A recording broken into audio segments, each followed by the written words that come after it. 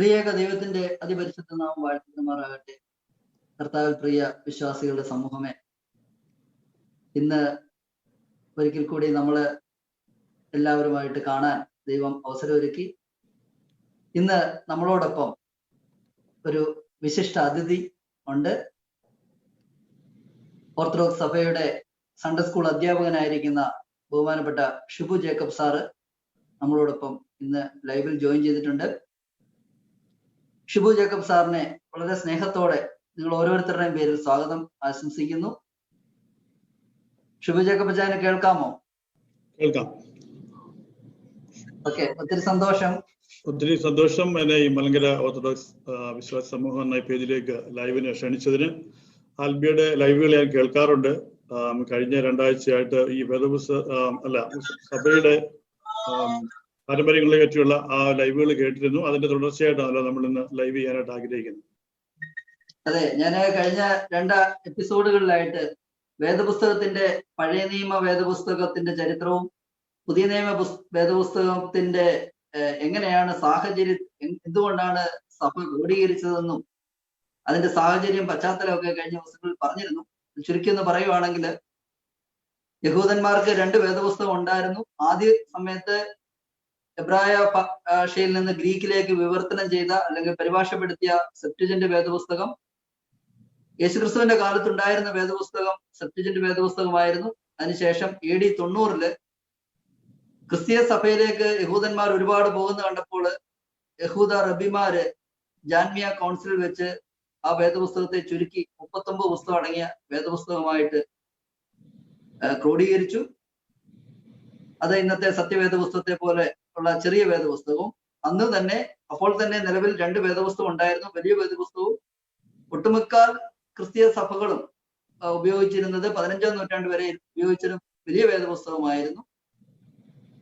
അതായിരുന്നു ആദ്യത്തെ ദിവസത്തെ എപ്പിസോഡിൽ പറഞ്ഞത്. അത് കഴിഞ്ഞിട്ട് പുതിയ നിയമ വേദപുസ്തകം ക്രോഡീകരിക്കാനുണ്ടായ സാഹചര്യം 4ാം നൂറ്റാണ്ടില് അത്താനാസിയോസ് പിതാവ് 27 പുതിയ നിയമ പുസ്തകങ്ങള് അംഗീകരിക്കാമെന്ന് സഭയ്ക്ക് കത്തെഴുതി.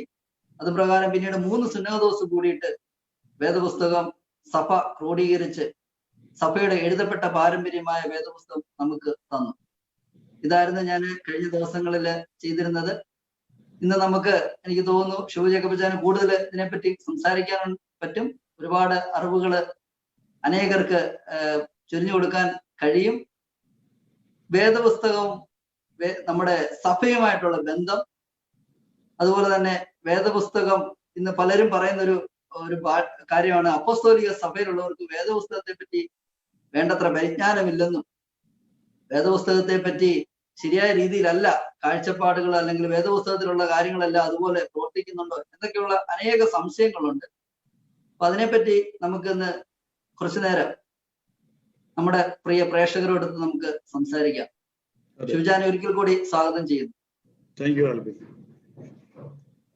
ഷിബുജ, പൊതുസമൂഹത്തില് പ്രത്യേകിച്ച് നമ്മുടെ സഭയിൽ നിന്ന് പോകുന്ന ആളുകളൊക്കെ വന്ന് നമ്മളുടെ അടുത്ത് പറയുന്ന ഒരു ചോദ്യമാണ്, എന്താണ് നിങ്ങൾക്ക് വേദപുസ്തകം അറിയത്തില്ല, അല്ലെങ്കിൽ വചനം അറിയത്തില്ല, നിങ്ങൾ വചനം പഠിക്കുക, വേദപുസ്തകം നിങ്ങൾ ശരിയായ രീതിയിൽ മനസ്സിലാക്കുക എന്നൊക്കെ പറഞ്ഞുകൊണ്ടാണ് കഴിഞ്ഞ കാലങ്ങളിലൊക്കെ ആളുകൾ വന്ന് നമ്മളുടെ അടുത്ത് വന്ന് പറയുന്നത്. ഇതിന്റെ നിജസ്ഥിതി എന്താണ് ഷിബുജാനെ ഈ ഒരു കാര്യത്തെ പറ്റി പറയാനുള്ളത്?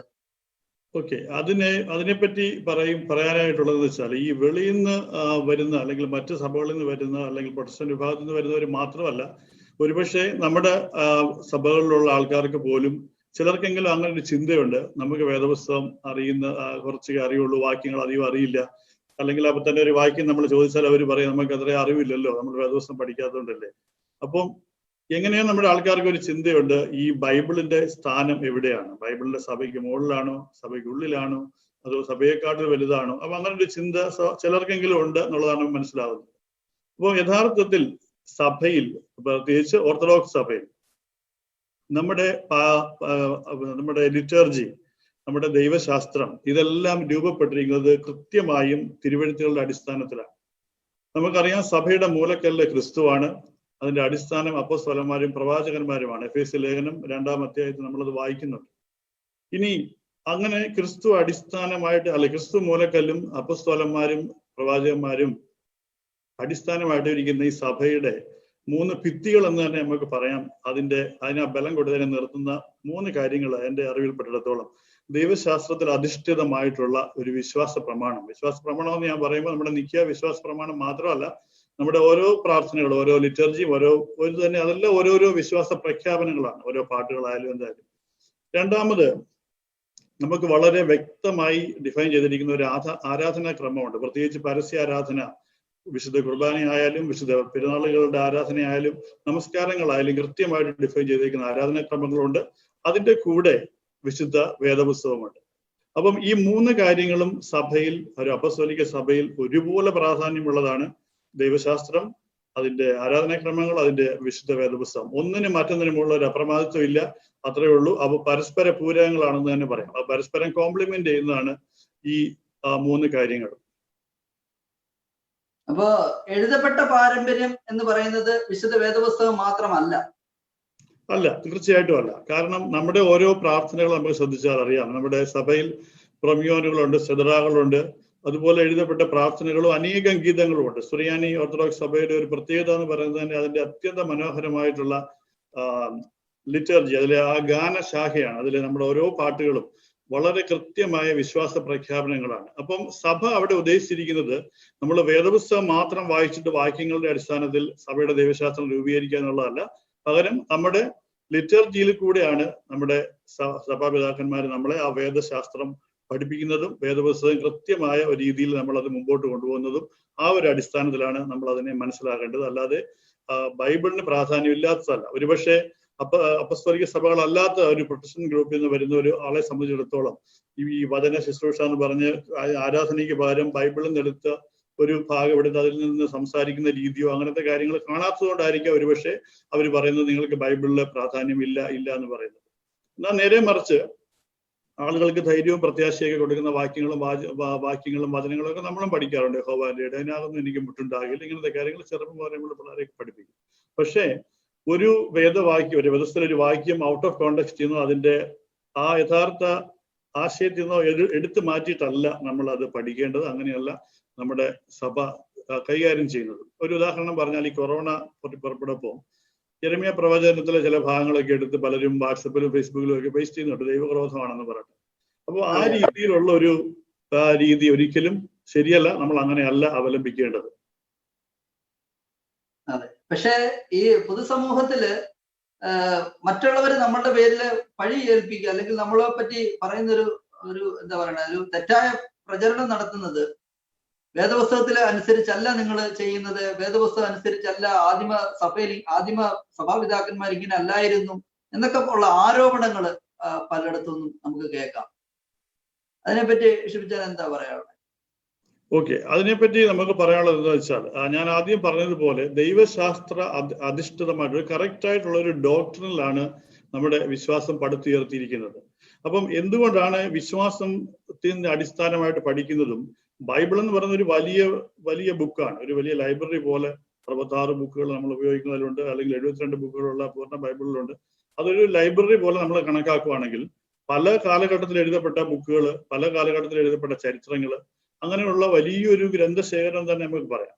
അപ്പം എന്തുകൊണ്ടാണ് ഒരു ഡോക്ട്രിൻ അല്ലെങ്കിൽ ഒരു ദൈവശാസ്ത്രം ഡിഫൈൻ ചെയ്തിട്ട് അതിൽ നിന്ന് പഠിക്കേണ്ടത് കാരണം എന്താണെന്ന് വെച്ചാൽ, ഇപ്പം ഉദാഹരണത്തിന് ഒരു മെഡിസിൻ അഡ്മിഷൻ കിട്ടുന്ന ഒരു കുട്ടി, അല്ലെങ്കിൽ എയറോനോട്ടിക്കൽ എഞ്ചിനീയറിംഗ് അഡ്മിഷൻ കിട്ടുന്ന ഒരു കുട്ടി അവിടെ ചെല്ലുമ്പോൾ ആദ്യമൊക്കെ ഐസക് ന്യൂട്ടൺ ഭൂഗുരുത്വാകർഷണം കണ്ടുപിടിച്ച മുതലോ അല്ലെങ്കിൽ ഈ പുരാതനമായിട്ടുള്ള സമയത്ത് ആൾക്കാർ എങ്ങനെയാണ് ചികിത്സ തേടിയെന്നുള്ള രീതിയോ ഒന്നും പഠിക്കേണ്ടതായിട്ടില്ല. കാരണം വെൽ ഡിഫൈൻഡ് ആയിട്ടൊരു കോഴ്സ് അല്ലെ സിലബസ് അവിടെ സെറ്റ് ചെയ്ത് വെച്ചിരിക്കുകയാണ്. ആ ഒരു പ്രോട്ടോകോൾ അനുസരിച്ചാണ് ഈ മോഡേൺ മെഡിസിൻ ഇപ്പൊ പോകുന്നത്. എന്ന് പറഞ്ഞതുപോലെ ഈ സഭ 2000 വർഷത്തെ വളർച്ചയിൽ അതിന് കൃത്യമായൊരു ദൈവശാസ്ത്രമുണ്ട്.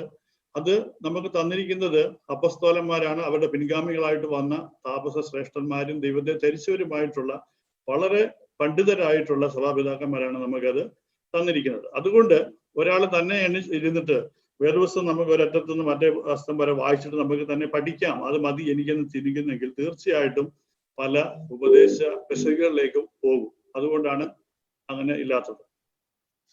പിന്നെ ചില ആളുകൾ പറയാറുണ്ട്, പഴയ നിയമ ഗ്രന്ഥം മാത്രം മതി, പുതിയ നിയമ ഗ്രന്ഥം വേണ്ട, അല്ലെ പുതിയ നിയമ വേദപുസ്തകം പഴയ നിയമ ഗ്രന്ഥം വേണ്ട, പുതിയ നിയമ വേദപുസ്തകം മാത്രം മതി എന്ന് പറഞ്ഞ ചില ആളുകളൊക്കെ നമ്മുടെ ഇടയിലൊക്കെ കാണാം. ചിലർ പുതിയ നിയമ ബൈബിൾ മാത്രം കൊണ്ടു നടക്കുന്ന ആളുകൾ. അതിനെപ്പറ്റി പറയാനുള്ളത് എന്താണെന്ന് വെച്ചാൽ, നമ്മുടെ വേദപുസ്തകം എന്ന് പറയുന്നത് ശരിക്കും പറഞ്ഞാൽ പഴയ നിയമം പുതിയ നിയമം എന്ന് പറയുന്നത് തന്നെ ഒരു തെറ്റായ പ്രയോഗമാണ്. അത് പഴയ ഉടമ്പടി എന്നും പുതിയ ഉടമ്പടി എന്നും നമുക്ക് പറയാം. അതാണ് അതിന്റെ ശരിയായ ഒരു അർത്ഥത്തിൽ പറയേണ്ടത്. അപ്പം യേശുക്രിസ്തുവിന്റെ കാലത്ത് അല്ലെങ്കിൽ അപ്പസ്തലന്മാരുടെ കാലത്ത് യഥാർത്ഥത്തിൽ അന്ന് നിലവിലുണ്ടായിരുന്ന സെപ്റ്റുജിന്റ് എന്ന് പറയുന്ന ആ പഴയ നിയമ തിരുവെഴുത്തുകളാണ് ശരിക്കും അവർ തിരുവെഴുത്തുകൾ എന്ന് അവർ ഉദ്ദേശിക്കുന്നത്. അതിനുശേഷം പുതിയ നിയമ ക്യാനോൻ അല്ലെങ്കിൽ പുതിയ നിയമ പുസ്തകങ്ങൾ ഉണ്ടാക്കാനുള്ള ഒരു ചരിത്രം നമുക്ക് അല്പം കഴിഞ്ഞിട്ട് പറയാം. പക്ഷേ ചോദ്യത്തിന്റെ ഉത്തരം ആദ്യം പറയാം. പഴയ നിയമത്തിലെ എല്ലാം തന്നെ പഴയ നിയമ സംഭവങ്ങളുടെ നിഴലാണ്, പുതിയ നിയമ സംഭവങ്ങളുടെ ഒരു നിഴലാണ്, അല്ലെങ്കിൽ അതിന്റെ ചില സൈനുകൾ അല്ല ചില ലക്ഷണങ്ങളാണ് നമ്മൾ ആ പഴയ നിയമത്തിൽ നമുക്ക് കിട്ടുന്നത്. അപ്പം ബൈബിൾ നമ്മൾ നോക്കിയാൽ അറിയാം, ഒരു 1500 വർഷമെങ്കിലും അല്ല 2000 വർഷം എടുത്ത് എഴുതിയിരിക്കുന്ന സംഭവങ്ങൾ, മോശം മുതൽ ഇങ്ങോട്ട് എഴുതിയിരിക്കുന്ന പ്രീ ഹിസ്റ്റോറിക് മുതലുള്ള സംഭവങ്ങൾ. അതില് രാജാക്കന്മാരുടെ ചരിത്രമുണ്ട്, യുദ്ധങ്ങളുണ്ട്, അല്ലെങ്കിൽ പ്രവാചകന്മാരുടെ പ്രവചനങ്ങളുണ്ട്, ന്യായാധിപന്മാരുടെ ചരിത്രങ്ങളുണ്ട്, യുദ്ധങ്ങളുണ്ട്, രാജ്യങ്ങൾ തമ്മിലുള്ള പ്രശ്നങ്ങളുണ്ട്. ഇതിപ്പം ദൈവവചനം എന്നുള്ളൊരു പേര് നമ്മൾ പറയുമ്പോൾ ബൈബിള് ശരിക്കും ദൈവവചനങ്ങൾ മാത്രമല്ല അതിൽ 100% ഉള്ളത്. ഈ പറഞ്ഞ എല്ലാ കാര്യങ്ങളും അടങ്ങുന്നതാണ് ബൈബിൾ. പക്ഷെ അതിന്റെ ഒരു കേന്ദ്ര കഥാപാത്രമുണ്ട്. അത് തുടക്കം മുതൽ അതിന്റെ അവസാനം വരെയും ക്രിസ്തു എന്നൊരു കേന്ദ്ര കഥാപാത്രത്തിനെ ആസ്പദമാക്കിയിട്ടാണ് ബൈബിളിന്റെ എല്ലാ കാര്യങ്ങളും മുമ്പോട്ട് പോകുന്നത്. അപ്പോ പുതിയ നിയമം മാത്രം വെച്ചുകൊണ്ട് നമുക്ക് ആ ബൈബിളിലുള്ള എല്ലാ കാര്യങ്ങളും നമുക്ക് എന്തൊക്കെയാണെന്ന് മനസ്സിലാക്കാൻ ബുദ്ധിമുട്ടുണ്ട്. നമ്മൾ ഈ ലൈവിൽ കുറച്ചുകൂടെ കഴിയുമ്പോൾ ലക്ഷണറി എന്താണെന്ന് സംസാരിക്കുമ്പോൾ നമുക്ക് അതിനെപ്പറ്റി കൂടുതലായിട്ട് നമുക്ക് സംസാരിക്കാം. ക്രിസ്തു ദൈവം, ഇതാണ് മെയിൻ കണ്ടന്റ്. ദൈവം എന്നുള്ള അടിസ്ഥാനത്തിലാണ് വേദപുസ്തകം വരുന്നത്. അങ്ങനെ നമുക്ക് വേണമെങ്കിൽ പറയാം. പിതാവ്, പുത്രൻ, പരിശുദ്ധ റൂഹ ആകുന്ന ത്രിയേക ദൈവത്തില് അടിസ്ഥാനം കേന്ദ്രീകൃതമാണ്. അല്ലത് മാത്രമല്ല, നമ്മളൊരു വിശ്വാസ സംഹിതയിൽ ഇരിക്കുമ്പോൾ അതിൽ പ്രധാനമായിട്ടുള്ളത് ദൈവം. ആരാണ് നിന്റെ ദൈവം? അല്ലെങ്കിൽ മനുഷ്യൻ എന്ന നിലയിൽ ദൈവവും മനുഷ്യനുമായിട്ടുള്ള ബന്ധം എന്താണ്? അല്ലെങ്കിൽ മനുഷ്യനും തമ്മിലുള്ള ബന്ധം എങ്ങനെ ആയിരിക്കണം? അപ്പൊ ഇതെല്ലാം ശരിക്കും ഡിഫൈൻ ചെയ്തിട്ട് മാത്രമേ നമ്മളൊരു വിശ്വാസ സംഹിതയിലേക്ക് നമുക്ക് പോകാൻ സാധിക്കുകയുള്ളൂ. എന്നാൽ മാത്രമേ ആ കറക്റ്റ് ആയിട്ടുള്ള അണ്ടർസ്റ്റാൻഡിങ്ങിലേക്ക് നമ്മൾ വരുള്ളൂ. ഇപ്പം രക്ഷ എന്ന് പറയുന്നതാണ് ഏറ്റവും വലിയ കാര്യം എന്ന് പ്രൊട്ടസ്റ്റന്റ് ഗ്രൂപ്പുകൾ പറയുമ്പോൾ ശരിക്കും പറഞ്ഞാൽ രക്ഷയല്ല ഏറ്റവും പ്രധാനപ്പെട്ട കാര്യം, ദൈവീകരണമാണ്, തിയോസിസ്. നമ്മളെല്ലാം ആ ഒരു യാത്രയിലേക്കാണ് പോയിക്കൊണ്ടിരിക്കുന്നത്. ദൈവീകരണമാണ് എറ്റേണലി നമ്മൾ ആ ലക്ഷ്യത്തിലേക്ക് എത്തേണ്ടത്. അപ്പൊ ആ ദൈവീകരണത്തിലേക്ക് എത്താനുള്ള വഴികളാണ് ശരിക്കും പറഞ്ഞ സഭ നമ്മളെ പഠിപ്പിക്കുന്നത്. അത് നമ്മൾ ഫൈനലി നമ്മൾ തന്നെ അത് എത്തേണ്ട ഒരു രീതിയാണ്. അതുകൊണ്ടാണ് ഈ സോളാ സ്ക്രിപ്ചർ അല്ലെങ്കിൽ ബൈബിൾ മാത്രം എന്ന ഒരു രീതി നമുക്കില്ലാത്തത്. ഞാൻ ആദ്യം പറഞ്ഞതുപോലെ സഭയുടെ ദൈവശാസ്ത്രവും സഭയുടെ ആരാധനാക്രമങ്ങളും ഈ സ്ക്രിപ്ചറും ഒന്നിച്ചു ചേരുമ്പോൾ മാത്രമേ ആ നമ്മുടെ വിശ്വാസത്തിന് വ്യക്തതയും ക്ലാരിറ്റിയും വരുന്നുള്ളൂ. അതാണ് അതിന്റെ പ്രത്യേകത. അതിന്റെ ചില ഉദാഹരണങ്ങളായിട്ട് 1-2 ഉദാഹരണങ്ങൾ ഞാൻ പറയാം. നമ്മുടെ ലിറ്റർജിയും തന്നെയുള്ള എക്സാമ്പിൾ ആയിട്ട് പറയാം. വിശുദ്ധ ലൂക്കോസിന്റെ സുവിശേഷം 15-ാം അധ്യായം നമുക്കറിയാം 3 ഉപമകൾ കർത്താവ് പറയുന്നുണ്ട്. ആദ്യം കാണാതെ പോയ ആടിന്റെ ഉപമയാണ് പറയുന്നത്.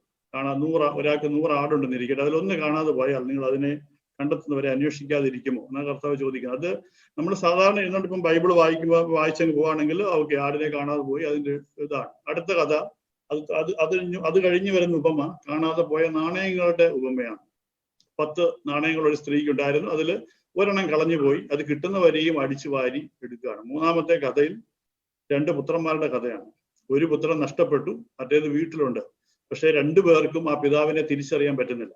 പക്ഷെ ഇപ്പം ഈ കഥ നമ്മൾ ഒന്നിച്ച് വായിക്കുമ്പോൾ അത് ലിറ്റർജിയിലേക്ക് വരുമ്പോഴാണ് നമുക്ക് അത് മനസ്സിലാവുന്നത്. യഥാർത്ഥത്തിൽ ദൈവശാസ്ത്രത്തിൽ എന്താണ് കർത്താവ് അവിടെ ഉദ്ദേശിക്കുന്നത്, ആരാണ് കാണാതെ പോയത്, എന്താണ് നഷ്ടപ്പെട്ടത്, ആരാണ് ഈ തേടുന്നത്. ആ 100-ൽ 100 കിട്ടാതെ സംതൃപ്തനാവാത്ത ദൈവപിതാവിന്റെ ഹൃദയത്തെയാണ് ഈ 3 ഉപമകളിലൂടെ യേശുക്രിസ്തു വരച്ച് കാണിക്കുന്നത്. ഇത് വളരെ മനോഹരമായിട്ട് നമ്മുടെ ഹെംദ നമസ്കാരം ആ ലിറ്റർജിയിൽ പറയുന്നുണ്ട്. ഒരുപാട് യൂതന്മാർ ഖബറിൽ പ്രാർത്ഥിക്കുന്നുള്ള പാട്ട്, ആ ലൈൻ നമുക്കൊന്ന് കേൾക്കാം. കാണാത്തതിനെ തേടി തൻ ലോകം നാഥൻ പൂക്കാറെ കബറിൽ തന്നെയടച്ചവരെ ലജ്ജിപ്പിച്ചു ധാനത്താൽ ഹാലേലൂയ ഹാലേലൂയ. ഈ പാട്ടിന്റെ അർത്ഥം ആൽവിക്ക് മനസ്സിലായോ? കാണാത്തതിനെ തേടി നാഥൻ ലോകത്തിലേക്ക് വന്നു. അപ്പൊ ഈ കാണാതെ പോയ ആടും കാണാതെ പോയ നാണയവും കാണാതെ പോയ പുത്രനും, ആ ഉപമയിൽ പറയുന്ന 3 ഉപമകളിൽ പറയുന്ന ആ നഷ്ടപ്പെട്ടതിനെ തേടിയാണ് യേശു കർത്താവ് ലോകത്തിലേക്ക് വരുന്നത്. ഓരോന്നിനെയും പറക്കിയെടുക്കുവാൻ, ഓരോ നഷ്ടപ്പെട്ടു പോയ കഷ്ണങ്ങളെയും പറക്കിയെടുക്കുവാനായിട്ട് വന്നപ്പോ അവർ ഈ അന്നത്തെ മതസംഹിത അവനെ പിടിച്ച് കുരിശിൽ തറച്ചു. അപ്പോ ഒരു കബറിൽ അടച്ചിടുവാൻ അസാധ്യമായിരുന്നു. അപ്പൊ അതുകൊണ്ട് ആ മരണത്തിനെ തോൽപ്പിച്ചുകൊണ്ട് യേശു കർത്താവ് വെളിയിലേക്ക് വന്നു. അതാണ് എത്ര മനോഹരമായിട്ടാണ് ഈ 3 കഥകളെ ലിറ്റർജിയിലേക്ക് വരുമ്പോൾ, ദൈവശാസ്ത്രം വരുമ്പോൾ ആ കണക്ട് ചെയ്തേക്കുന്നതെന്ന് നമുക്ക് ഈ ഉദാഹരണത്തിന് മനസ്സിലാവും. അതുപോലെ വളരെ പരിചയമുള്ള വേറെ 1-2 ഉദാഹരണങ്ങൾ ഞാൻ പറയാം. നിത്യജീവനിലേക്കുള്ള വഴി എന്ന് പറയുന്നത് ഒരു തിരിച്ചറിവാണ്. ശരിക്കും പറഞ്ഞാൽ അതൊരു നോളജാണ്. നിത്യജീവനിലേക്കുള്ള വഴി യേശുവാണ് ആ തിരിച്ചറിവ്. അപ്പം ആ തിരിച്ചറിവിൽ എത്തിക്കഴിഞ്ഞവര് കർത്താവിന്റെ വരവ് വരെ എപ്പോഴും ഉണർച്ചയോടും ഉത്സാഹത്തോടും കൂടി ഇരിക്കേണ്ടത് വളരെ അത്യാവശ്യമാണ്. അപ്പം നമ്മൾ അറിയാത്തൊരു നാഴികയിൽ യജമാനൻ വന്നാൽ എന്തായിരിക്കും സംഭവിക്കുക? കർത്താവ് പറഞ്ഞ ഒരു ഉപമയെ തന്നെ പറയുന്നുണ്ട്. യജമാനൻ ആ സമയത്ത് വന്നു കഴിഞ്ഞാൽ ആ ഉണർവോടുകൂടി ഇരിക്കുന്ന ദാസൻ എങ്ങനെയായിരിക്കും? വിശുദ്ധ ലൂക്കോസിന്റെ സുവിശേഷം 12-ാം അധ്യായം 37-ാം വാക്യം. നമുക്ക് ആ പാട്ടൊന്ന് കേൾക്കാം. യജമാനൻ വരും അന്നേരത്ത് ഉണർവുള്ളവരായി.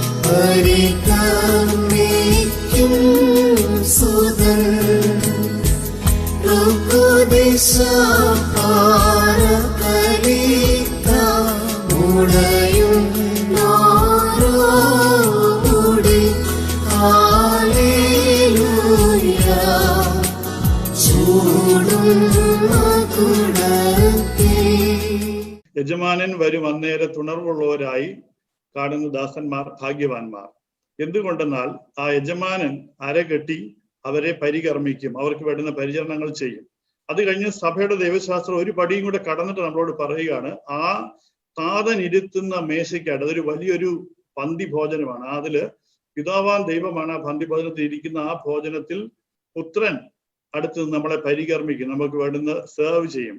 അത് കഴിഞ്ഞ് പരിശുദ്ധ റൂഹ അവിടെ വിടഞ്ഞു വെച്ചിരിക്കുന്ന ഓരോരോ കിരീടങ്ങൾ എടുത്ത് നമ്മളെ അണിയിക്കും. എത്ര അർത്ഥപൂർണമായിട്ടാണ് ആ ഒരു കാര്യം അവിടെ പറയുന്നതെന്ന് നമ്മൾ ശ്രദ്ധിക്കുക.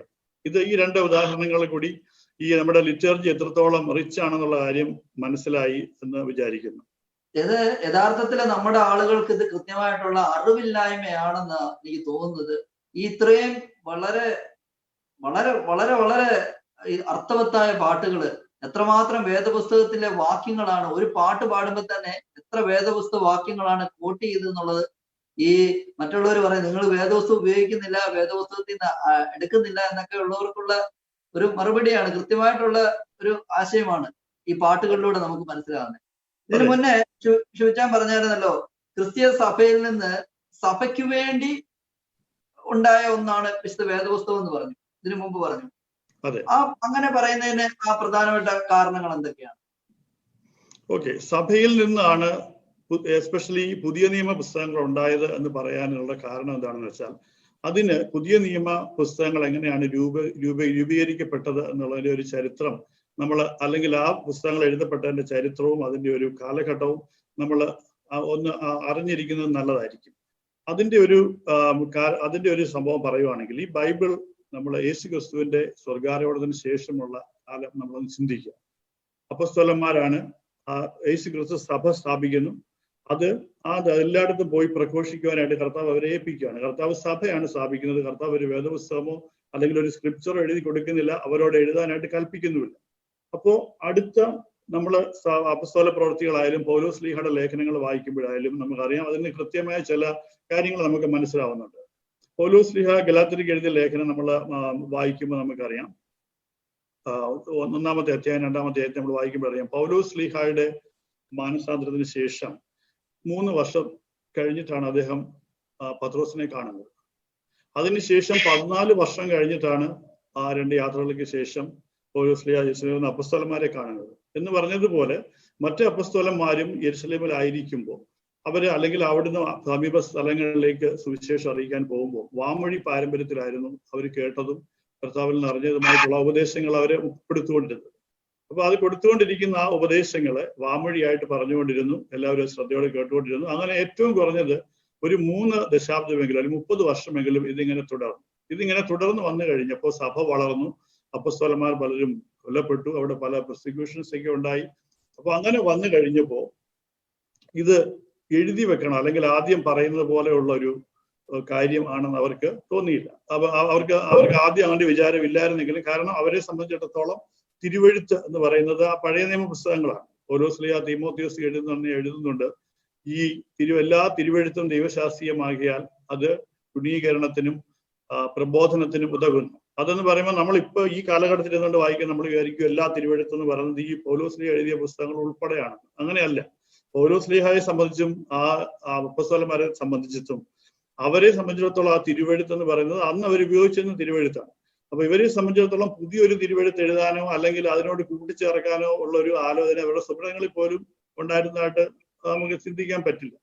മാത്രവുമല്ല, ഈ കർത്താവിന്റെ 2-ാമത്തെ വരവ് ഏറ്റവും പെട്ടെന്ന് സംഭവിക്കുന്ന ഒന്നാണെന്നാണ് അവരുടെ ഒരു വിശ്വാസവർഗം ഉണ്ടായിരുന്നത്. അപ്പോ പൗലോസ്ലീഹയുടെ തന്നെ ഒരു ലേഖനത്തിൽ കാണുന്നുണ്ട്, നാം എല്ലാവരും നിദ്ര പ്രാപിക്കുകയില്ല, പിന്നെ ഞാനൊരു മർമ്മം നിങ്ങളോട് പറയാം എന്ന് പറഞ്ഞിട്ട് അദ്ദേഹം പറയുന്നുണ്ട്. അപ്പം അതിൽ നിന്ന് നമുക്ക് മനസ്സിലാവുന്നത് എങ്ങനെയാണെന്ന് വെച്ചാൽ, ഇങ്ങനെ എഴുതി സൂക്ഷിക്കാനുള്ള ഒരു പാരമ്പര്യമോ ഉദ്ദേശമോ അവർക്കില്ലായിരുന്നു. പക്ഷെ ഈ കാലം മുമ്പോട്ട് പോകുമ്പോൾ കർത്താവിന്റെ വരവ് താമസിക്കുന്നുണ്ട്, ഉദ്ദേശിക്കുന്ന പോലെ അത്ര പെട്ടെന്ന് വന്നതല്ല. അപ്പം അത് മാത്രമല്ല, പല സ്ഥലങ്ങളിലും പ്രശ്നങ്ങളും തർക്കങ്ങളും ഒക്കെ ഉയർന്നു വന്നു. നമ്മൾ പൗലോസ്ലീഹയുടെ ലേഖനങ്ങൾ ശ്രദ്ധിക്കുമ്പോൾ നമുക്കറിയാം, ഓരോ സഭകളിൽ ഉയർന്നു വന്ന ആ കലഹങ്ങൾ അല്ലെങ്കിൽ തർക്കങ്ങൾ, ദുരുപദേശങ്ങൾ, ഇതിനെയൊക്കെ തിരുത്തുക, ആ ഭിന്നത ഒഴിവാക്കുക, അതിനു വേണ്ടിയിട്ടാണ് ആ ലെറ്ററുകൾ ആ പർട്ടിക്കുലർ സഭയ്ക്ക് എഴുതിയിരിക്കുന്നത്. പൗലോസ്ലീഹ തന്നെ 3 വർഷം എഫെസോസിൽ താമസിച്ചു. 3 വർഷം പറഞ്ഞ കാര്യങ്ങളെല്ലാം അല്ല എഫെസ്യ ലേഖനത്തിൽ നമ്മൾ കാണുന്നത്, പ്രധാന പോയിന്റുകൾ മാത്രമാണ്. അപ്പം അതുകൊണ്ടാണ് അങ്ങനെ സഭയിൽ നിന്നാണ് ഈ വന്നതെന്ന് എഴുതിയിരിക്കുന്നത്. മാത്രമല്ല, ഈ പൗലോസ്ലീഹ പറഞ്ഞിരിക്കുന്നത് തന്നെ പറയുന്നത് 2 വാക്യങ്ങൾ നമ്മൾ വളരെ അടിസ്ഥാനമായിട്ട് മനസ്സിലാക്കണം. 1 തിമോഥെയോസ് 3:15 പൗലോസ്ലീഹ പറയുകയാണ്, സത്യത്തിന്റെ ഞാൻ വരാൻ താമസിച്ചു പോയാലോ സത്യത്തിന്റെ തൂണും അടിസ്ഥാനവുമായി ജീവനുള്ള ദൈവത്തിന്റെ സഭയാകുന്ന ദേവാലയത്തിൽ നടക്കേണ്ടത് എങ്ങനെയെന്ന് നീ അറിയേണ്ടതിന് ഞാനിത് എഴുതുന്നു. ഇനി അതേ പൗലോസ്ലീഹ തന്നെ കൊലോസ്യ ലേഖനത്തിൽ എഴുതുന്നുണ്ട്. കൊലോസ്യ ലേഖനത്തിൽ അദ്ദേഹം പറയുന്നത്, ഞങ്ങളുടെ സഭയുടെ ശുശ്രൂഷകന്മാരായി, ഞാൻ ആ വാക്യം കൊലോസ്യ ലേഖനം 1:25 നിങ്ങൾക്ക് വേണ്ടി ദൈവം എനിക്ക് നൽകിയിരിക്കുന്ന ഉദ്യോഗപ്രകാരം ദൈവവചന ഘോഷണം നിവർത്തിക്കേണ്ടതിന് ഞാൻ സഭയുടെ ശുശ്രൂഷകനായിരിക്കുന്നു. അപ്പൊ ഈ 2 വാക്യങ്ങൾ നമ്മൾ നോക്കുമ്പോൾ അറിയാം, സഭയ്ക്കാണ് അവരെ ഇമ്പോർട്ടൻസ് കൊടുക്കുന്നത്, അല്ലാതെ എഴുത്തുകൾക്കല്ല.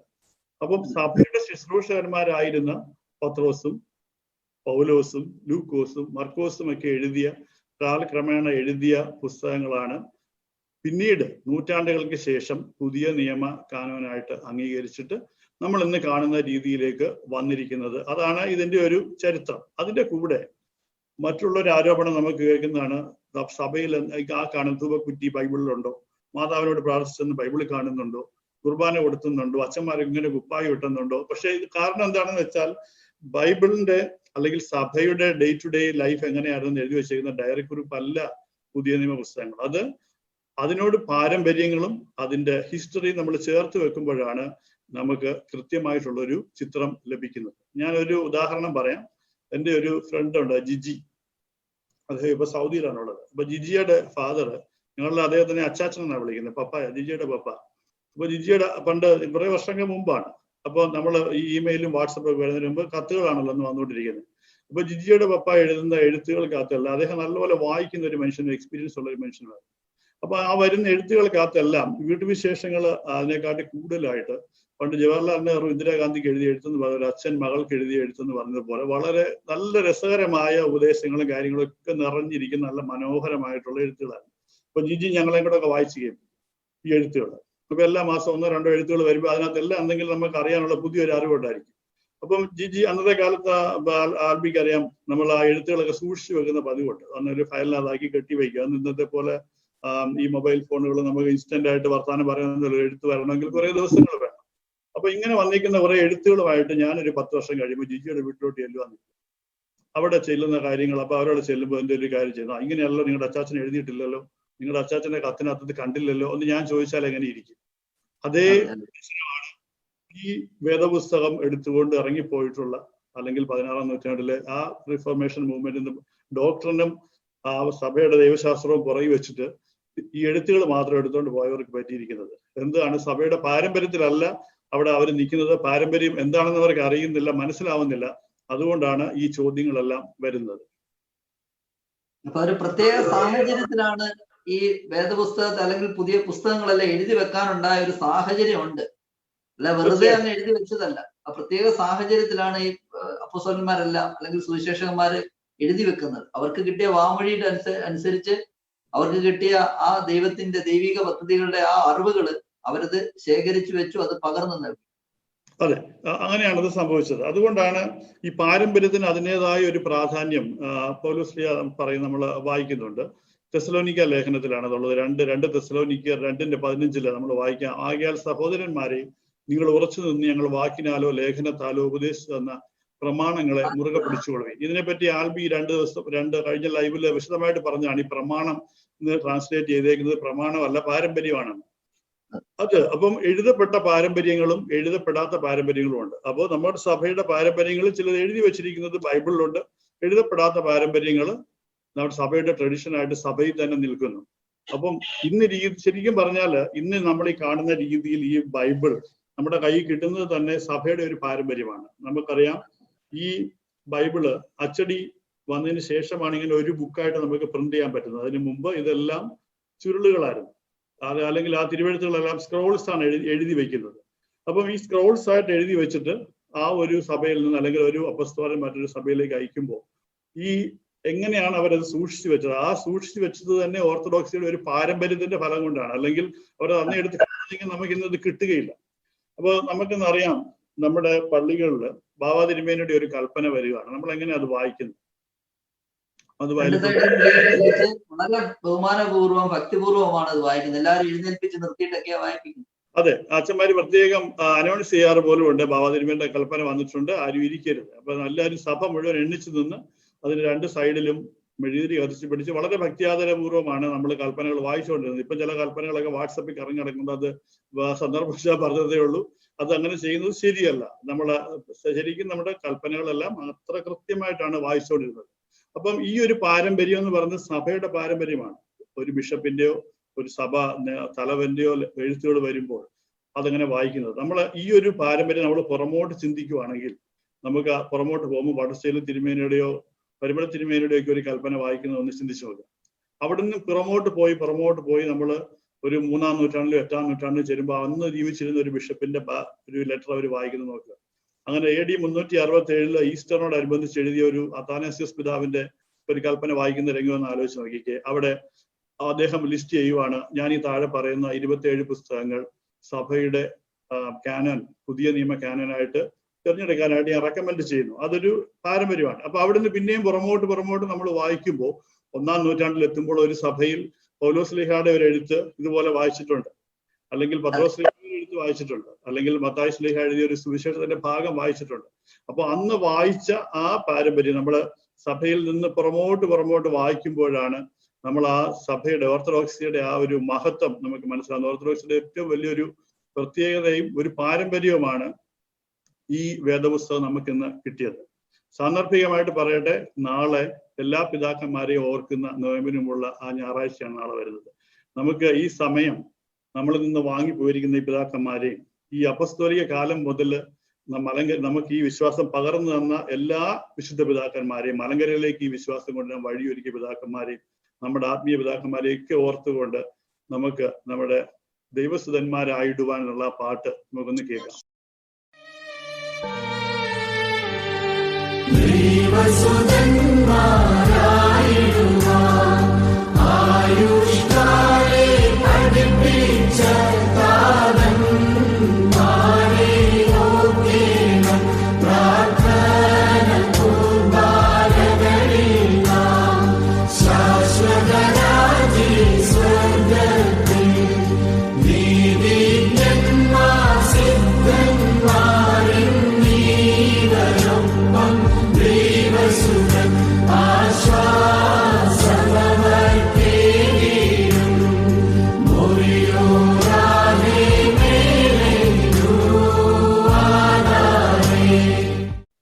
പാട്ടിൽ പറഞ്ഞ പോലെ എത്രമാത്രം ശ്രേഷ്ഠമായിട്ട് എല്ലാ പിതാക്കന്മാരെയും നമ്മൾ ഓരോ വിശുദ്ധ കുർബാനയിലും അനുസ്മരിക്കുന്നു എന്ന് പറയുന്നത് തന്നെ സുറിയാനി സഭയുടെ പാരമ്പര്യത്തിന് അല്ലെങ്കിൽ അപ്പോസ്തോലിക സഭയുടെ പാരമ്പര്യത്തെ അത്രമാത്രം നമ്മൾ ബഹുമാനിക്കുന്നു, അത്രമാത്രം ശ്രേഷ്ഠമാണെന്ന് മനസ്സിലാക്കും.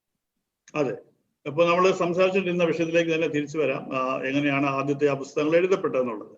അപ്പോ അങ്ങനെ നമ്മൾ പറഞ്ഞു, ദുരുപദേശങ്ങളെ തിരുത്താനും ഭിന്നതകളെ കലഹങ്ങളൊക്കെ മാറ്റാനാണ് ഈ പല എഴുത്തുകളും, പ്രത്യേകിച്ച് പൗലോസ്ലീഹായുടെ എഴുത്തുകള്, ലെറ്ററുകളൊക്കെ വന്നിരിക്കുന്നത്.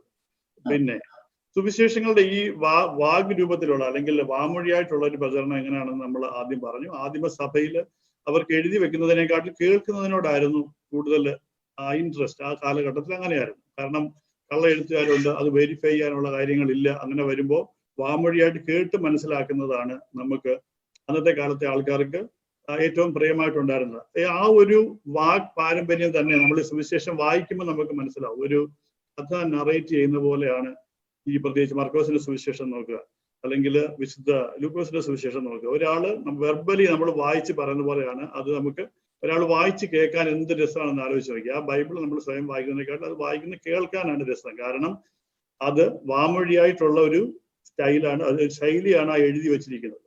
അത് മാത്രമല്ല, നമ്മൾ കൂടുതൽ ഡീറ്റെയിൽ ആയിട്ട് പഠിക്കുവാണെങ്കിൽ ഒരു കാര്യം നമുക്ക് മനസ്സിലാവും. ഈ ഓരോ സുവിശേഷകനും ആ ഏത് നാട്ടിലെ കാര്യങ്ങൾക്ക് അല്ലെങ്കിൽ ഓഡിയൻസിന് വേണ്ടിയിട്ടാണോ അത് എഴുതിയിരുന്നത് അതനുസരിച്ച് ചെറിയ ചെറിയ മാറ്റങ്ങൾ വരുത്തിയായിരുന്നു അവര് വാമൊഴിയായിട്ട് ഇത് പറഞ്ഞുകൊണ്ടിരുന്നത് മനസ്സിലാവും. ഒരു ഉദാഹരണം പറയാം. നമുക്ക് എല്ലാവർക്കും അറിയാവുന്ന കർത്താവ് പറഞ്ഞ കഥയാണ്.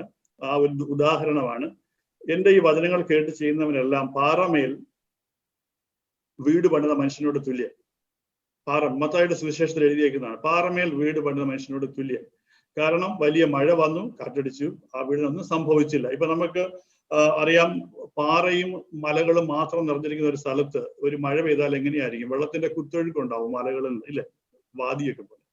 അപ്പൊ അങ്ങനെയുള്ള സ്ഥലങ്ങളിൽ താഴ്വാരത്തിൽ കൊണ്ട് വെള്ളം വീട് വെച്ചാൽ അത് ഒഴുക്കി ദൂരെ കൊണ്ടുപോകും. അപ്പൊ പാറയുടെ പുറത്താണ് വെക്കേണ്ടത്. അണ്ടർസ്റ്റുഡാണ്. ഇതേ കാര്യം തന്നെ ലൂക്കോസ് എഴുതിയേക്കുന്ന എങ്ങനെയാന്ന് നോക്കുക. 6-ാം അധ്യായം 46 മുതൽ 49 വരെ എഴുതിയേക്കുന്നത്, ആഴത്തിൽ കുഴിച്ച് വീട് പണിത മനുഷ്യനോട് തുല്യനാകുന്നു. അത് മറ്റൊരു രാജ്യത്തെ ആൾക്കാർക്ക് വേണ്ടി അഡ്രസ് ചെയ്തി. അവിടെ വെള്ളപ്പൊക്കവും നദിയും ഉള്ള അതിപ്പോ പാറപ്പുറത്ത് കൊണ്ട് വീട് വെക്കേണ്ട കാര്യമില്ല. അവിടെ ആഴത്തിൽ അടിസ്ഥാനമായിട്ടാണ് പണി. അപ്പൊ ഒരേ ഉപദേശം തന്നെയാണ് ആ വാമൊഴി പാരമ്പര്യത്തിൽ വന്ന ചെറിയ ചെറിയ വ്യത്യാസങ്ങളാണ് നമ്മൾ ഈ കാണുന്നത്. അതുപോലെ മറ്റൊരു കാര്യം ഇത് നമ്മൾ ശ്രദ്ധിക്കേണ്ടത്, ഈ പിതാക്കന്മാർ ഈ ബൈബിൾ എടുത്ത് നമുക്ക് ക്രോഡീകരിച്ച് തരുമ്പോൾ അതിലൊരു മേക്കപ്പും വരാനായിട്ട് അവര് മനഃപൂർവ്വം ശ്രമിച്ചിട്ടില്ല. ഇപ്പം 4 സുവിശേഷങ്ങളിൽ തന്നെ നമ്മൾ നോക്കിയാൽ അത് തമ്മിൽ ചെറിയ ചെറിയ വ്യത്യാസങ്ങൾ നമുക്ക് കാണാം. ഇപ്പൊ ഉദാഹരണം പറഞ്ഞാൽ, ആദ്യം വിളിച്ച ശിഷ്യൻ ആരാണ്? അന്ത്രയോസ് ആണോ, പിന്നെ അന്ത്രയോസ് ആണോ, യാക്കോബാണോ? അങ്ങനെ തീരുമാനം നമ്മൾ നോക്കുക. അല്ലെങ്കിൽ കർത്താവിന്റെ ഉയർത്തെഴുന്നേൽപ്പ് രംഗം വിശുദ്ധ മത്തായി വിശദീകരിച്ചിരിക്കുന്ന രീതിയും, അല്ലെങ്കിൽ മറ്റൊരു യോഹന്നാന്റെ സുവിശേഷത്തിലോ ലൂക്കോസ് സുവിശേഷത്തിലോ വായിച്ചു നോക്കുക. അത് നമുക്ക് സഭാപിതാക്കന്മാരെ തന്നിരിക്കുന്നത് ആ 4 സുവിശേഷങ്ങളും. 4 സുവിശേഷം എന്ന് പറയുന്നത് തന്നെ തെറ്റാണ്. സുവിശേഷം ഒന്നേ ഉള്ളൂ, ഗുഡ് ന്യൂസ് ആണ്. ആ ഗുഡ് ന്യൂസ് 4 പേര് അവരുടേതായ രീതിയിൽ എഴുതിയെന്നേ ഉള്ളൂ. ആ 4ഉം കൂടെ വായിക്കുമ്പോഴാണ് നമുക്ക് ആ ഫുൾ പിക്ചർ കിട്ടുന്നത്. അതുകൊണ്ടാണ് അത്രയും ബൈബിൾ അത്ര സത്യസന്ധമാണ്. അതുപോലെ മറ്റൊരു കാര്യം നമ്മൾ ശ്രദ്ധിക്കേണ്ടത്, യേശുക്രിസ്തുവിന്റെ വംശാവലി നോക്കുക. അതിനകത്ത് രൂത്ത് ഉണ്ട്, റാഹാബ് എന്ന് പറഞ്ഞ വേശ്യയുണ്ട്. അപ്പോ ബൈബിളിലെ ചരിത്രം നമ്മൾ നോക്കുകയാണെങ്കിൽ ഇതിൽ എല്ലാ വിധത്തിലുള്ള മനുഷ്യരും ഉണ്ട്. നല്ലവരുണ്ട്, ചീത്തയായവരുണ്ട്, അത്ര നല്ല ഹിസ്റ്ററി ഇല്ലാത്തവരുണ്ട്, ഉടഞ്ഞും തകർന്നു ഇരിക്കുന്നവരുണ്ട്, ദൈവത്തിനോട് മറുതരിച്ചു നിന്നവരുണ്ട്, പ്രവാചകന്മാരും രാജാക്കന്മാരും ആട്ടിടയന്മാരും എല്ലാവരും ഉണ്ട്. പക്ഷെ അതെല്ലാം ഒന്നിച്ച് നമ്മൾ വായിക്കുമ്പോൾ ഒരു പിക്ചറായിട്ടിരിക്കുമ്പോൾ നമ്മുടെ ആ ദൈവശാസ്ത്രത്തിനുള്ള വാല്യൂ ആഡഡ് കാര്യങ്ങളാണ് നമുക്ക് കിട്ടിക്കൊണ്ടിരിക്കുന്നത്. അതാണ് ഈ ബൈബിളിന്റെ പ്രത്യേകത. എനിക്ക് തോന്നുന്നത് നമ്മള് ഈ വേദപുസ്തകത്തെ നോക്കുന്നത് നമ്മൾ ടെലസ്കോപ്പ് വെളിയിൽ നിന്ന് നോക്കുന്ന പോലെ നോക്കാതെ ടെലസ്കോപ്പിനുള്ളിൽ കൂടെ നമ്മൾ നോക്കി ആ ദൈവത്തെ മനസ്സിലാക്കാൻ, ദൈവത്തിന്റെ പദ്ധതി എന്താണ്, അല്ലെ ദൈവത്തിന്റെ സ്നേഹം എന്താണ്, അത് മനസ്സിലാക്കാൻ ആ രീതിയിൽ ഉപയോഗിക്കണമെന്നാ എനിക്ക് തോന്നുന്നത്. അല്ലാതെ ഏതെങ്കിലും ഒരു മുറിവാക്യമോ ഒരു വാക്യമോ എടുത്തുകൊണ്ട് പോകുന്ന അത്ര ശരിയല്ല. ഓക്കെ, നമ്മുടെ ആ വിഷയത്തിലേക്ക് വരാം. തീർച്ചയായിട്ടും ആ വിഷയത്തിലേക്ക് നമ്മൾ പിന്നീട് വരുന്നുണ്ട്. അതിനു മുമ്പ് ഈ ഒരു കാര്യം കൂടെ ആൽബി കഴിഞ്ഞ ലൈവിൽ പറഞ്ഞതാണ്, വിശുദ്ധ ലൂക്കോസിന്റെ സുവിശേഷം തുടങ്ങുമ്പോഴുള്ള ആ വാക്യം. അപ്പം ഈ വേദപുസ്തകത്തിന്റെ ഒരു കാലഘട്ടം നമ്മളൊന്ന് പറയുവാണെങ്കിൽ, ഈ പുസ്തകങ്ങൾ എഴുതിയ ഒരു കാലഘട്ടം അപ്രോക്സിമേറ്റ് ആയിട്ട് നമുക്ക് അറിയാമല്ലോ. അപ്പോ ആദ്യമായിട്ട് എഴുതപ്പെട്ട പുതിയ നിയമ പുസ്തകം എന്ന് പറയുന്നത് AD 64-65 അടുപ്പിച്ച് പൗലോസ് ലീഗ എഴുതുന്ന ലേഖനങ്ങളാണ്. എഴുതുന്ന ലേഖനങ്ങൾ. അത് കഴിഞ്ഞിട്ട് ആദ്യമായിട്ട് ആ ഗലാത്യ ലേഖനമാണ് എഴുതുന്നത്. അതിനുശേഷം അദ്ദേഹം മറ്റ് ലേഖനങ്ങൾ എഴുതുന്നു. ആദ്യത്തെ സുവിശേഷം എന്ന് പറഞ്ഞാൽ ലൂക്കോസ് സുവിശേഷം എഴുതുന്നത് തന്നെ ഏകദേശം AD 70 അടുപ്പിച്ചിട്ടാണ്. AD 70-80 ഇടയ്ക്കാണ് മത്തായിയുടെ സുവിശേഷം വരുന്നത്. അപ്പം അതെല്ലാം കഴിഞ്ഞിട്ടാണ് AD 90 അടുപ്പിച്ചാണ് വിശുദ്ധ യോഹന്നാന്റെ സുവിശേഷം എഴുതപ്പെടുന്നത്. യോഹന്നാന്റെ സുവിശേഷം എഴുതുന്നതിന് മുമ്പാണ് യോഹന്നാന്റെ ലേഖനങ്ങൾ എഴുതപ്പെട്ടത്. അപ്പൊ ഈ ഒരു കാലഘട്ടത്തിൽ അങ്ങനെ അത്രയും ഗ്യാപ്പ് ഉള്ളതുകൊണ്ടാണ് ലൂക്കോസ് ആ സുവിശേഷം തുടങ്ങുമ്പോൾ ഇങ്ങനെ എഴുതുന്നത്: ശ്രീമാനായ തെയോഫിലോസെ, ആദ്യം മുതൽ കണ്ട സാക്ഷികളും വചനത്തിന്റെ ശുശ്രൂഷകരുമായവർ നമ്മെ ഭരമേൽപ്പിച്ചതുപോലെ നമ്മുടെ ഇടയിൽ പൂർണ്ണമായി പ്രമാണിച്ചു വരുന്ന കാര്യങ്ങളെ വിവരിക്കുന്ന ഒരു ചരിത്രം ചമപ്പാൻ പലരും തുനിഞ്ഞിരിക്കൊണ്ട് നിനക്ക് ഉപദേശം ലഭിച്ചിരിക്കുന്ന വാർത്തയുടെ നിശ്ചയം നീ അറിയേണ്ടത് അത് ക്രമമായിട്ട് എഴുതുന്നത് നല്ലതെന്ന് സകലവും സൂക്ഷ്മമായി പരിശോധിച്ചിട്ട് എനിക്ക് തോന്നുന്നു. അപ്പൊ അതിൽ തന്നെ വ്യക്തമാണ്, പലരും അവിടെ എഴുതാൻ തുടങ്ങിയിട്ടുണ്ട്. നമ്മൾ കഴിഞ്ഞ ലൈവിൽ പറഞ്ഞതാണ്, ദുരുപദേശകന്മാരാണ് ആദ്യമായിട്ട് ലിസ്റ്റ് ഉണ്ടാക്കാൻ തുടങ്ങിയത്. അപ്പോ ഈ ദുരുപദേശം എഴുതിയവരും ശരിക്കുള്ള ഉപദേശം ഏതാണ്, അല്ലാത്തത് എന്താണെന്ന് തിരിച്ചറിയുവാനായിട്ട് ഒരു സാഹചര്യങ്ങൾ അവിടെ ഉണ്ടായിരുന്നു. അതുകൊണ്ടാണ് പൗലോസ് ലീഗ പറയുന്നത് ഈ ദുരുപദേശങ്ങളുടെ തിരത്തള്ളല് കാരണമാണ് നമ്മൾ ഇന്നും വളരെയധികം ആപ്ലിക്കബിൾ ആയിട്ടിരിക്കുന്ന പൗലോസ് ലീഗ ധന്യം ചൊല്ലുകട്ടെ എന്നുള്ള പാട്ട്, നമ്മൾ വിശുദ്ധ കുർബാനിലായാലും പൗലോസിന്റെ ലേഖനങ്ങൾ വായിക്കുന്നതിന് മുമ്പുള്ള ആ പാട്ട്, അത് നമുക്കൊന്ന് കേൾക്കാം. പൗലോസ് ശ്ലീഹ ധന്യം ചൊൽകേട്ടേ ദേവം നിങ്ങളെ ഞങ്ങൾ അറിയിച്ചതൊഴിച്ചൊരുവൻ വന്നറിയിച്ചാൽ മാനവനെങ്കിലും ആദൂതൻ ആനേൽക്കും സഭയിൽ ശാപം. പലതരമുപദേശങ്ങളഹോ പാരിൽ മുളച്ചു പരക്കുന്നു ദൈവത്തിനുപദേശം അവസാനിപ്പിപ്പോൻ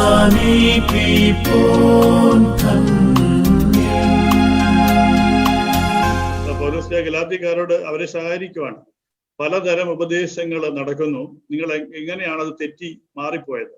ഈ ഒരു ചോദ്യം ഇന്നും വളരെയധികം സുറിയാനി ക്രിസ്ത്യാനികൾ ശ്രദ്ധിക്കേണ്ട ഒരു ചോദ്യമാണ്.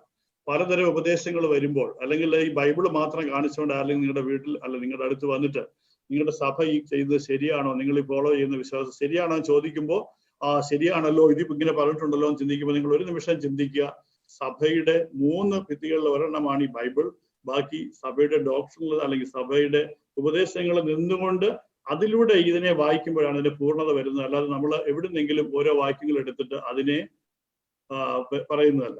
അതിനോട് ബന്ധപ്പെട്ട ഒരു കാര്യം കൂടെ പറയാനുണ്ട് ആൽബി. നമ്മൾ 2 പത്രോസ് 3:15 പത്രോസിന്റെ ലേഖനം എഴുതുമ്പോൾ അവിടെ വളരെ കൃത്യമായിട്ട് നമുക്ക് മനസ്സിലാവുന്ന ഒരു ഹിസ്റ്റോറിക്കൽ ഒരു വാക്യമാണ് അവിടെ പറയുന്നത്. അവിടെ അങ്ങനെ തന്നെ നമ്മുടെ പ്രിയ സഹോദരനായ പൗലോസും തനിക്ക് ലഭിച്ച ജ്ഞാനത്തിന് തക്കവണ്ണം നിങ്ങൾക്കും ഇതിനെക്കുറിച്ച് സംസാരിക്കുന്ന സകല ലേഖനങ്ങളിലും എഴുതിയിട്ടുണ്ടല്ലോ. അപ്പൊ പത്രോസ് എഴുതുന്ന ആ സമയം ആവുമ്പോഴേക്ക് പൗലോസ് ലീഗയുടെ എല്ലാ ലേഖനങ്ങളും വന്നു കഴിഞ്ഞു, അല്ലെ പൗലോസ് ലീഗ കൊല്ലപ്പെട്ട് കഴിഞ്ഞു.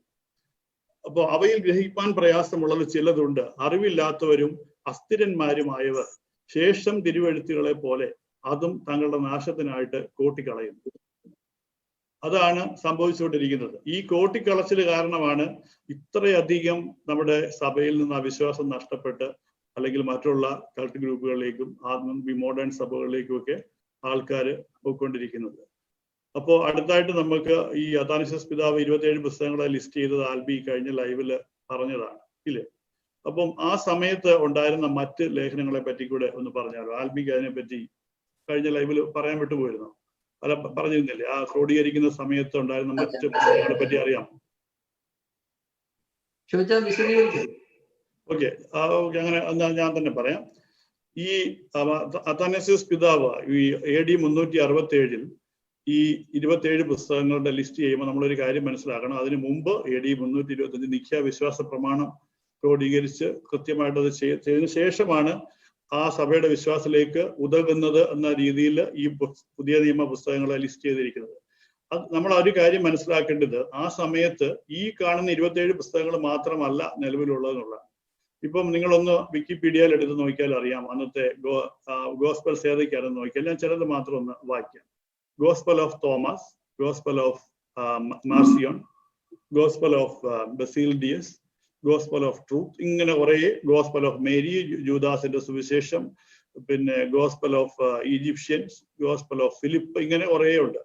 അത് കൂടാതെ എബ്രായിക്ക് എഴുതിയ വേറൊരു ലേഖനം, നസ്രായർക്ക് എഴുതിയ ലേഖനം, എബനൈറ്റ്സിന് എഴുതിയ ലേഖനം, ഗോസ്പൽ ഓഫ് 12 അപ്പസ്തോലന്മാരുടെ ഗോസ്പൽ, ഇങ്ങനെ ഒരുപാട് പുസ്തകങ്ങളുണ്ട്. അത് കൂടാതെ നമ്മുടെ സഭയിൽ തന്നെ പ്രബോധനങ്ങൾക്കായിട്ട് നമ്മൾ ഇന്ന് ഉപയോഗിക്കുന്ന ബൈബിളിലല്ലാത്ത പുസ്തകങ്ങളുണ്ട്. ഉദാഹരണം മോർ ഇഗ്നാത്തിയോസിന്റെ 7 ലേഖനങ്ങൾ, 7 ലേഖനങ്ങൾ. അതുപോലെ മാർ ക്ലെമീസ് എഴുതിയിരിക്കുന്ന ലേഖനങ്ങൾ, ഡിഡാക്കെ എന്ന് പറഞ്ഞാൽ അപ്പസ്തോലന്മാരുടെ പ്രവർത്തനങ്ങളാണ്.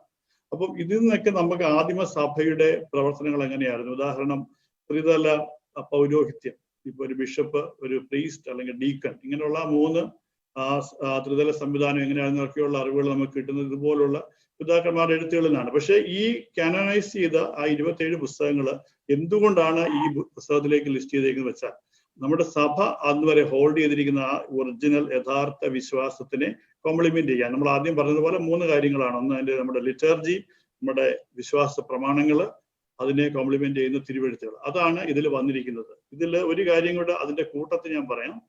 ഇപ്പോ വെളിപാട് പുസ്തകം എന്ന് പറഞ്ഞ പുസ്തകം നമ്മുടെ പുസ്തക വേദപുസ്തകത്തിലുണ്ട്. പക്ഷെ നമ്മൾ സഭയുടെ ഒരു വർഷത്തെ ലേഖനങ്ങൾ, ആണ്ടുവായനക്കുറിപ്പ്, വേദവായനക്കുറിപ്പുകളുണ്ടല്ലോ ഒഫീഷ്യലായിട്ടുള്ള, അത് നോക്കുകയാണെങ്കിൽ വെളിപാട് പുസ്തകത്തിൽ നിന്നുള്ള ഒരു അധ്യായം പോലും നമുക്ക് അത് കാണാൻ പറ്റത്തില്ല.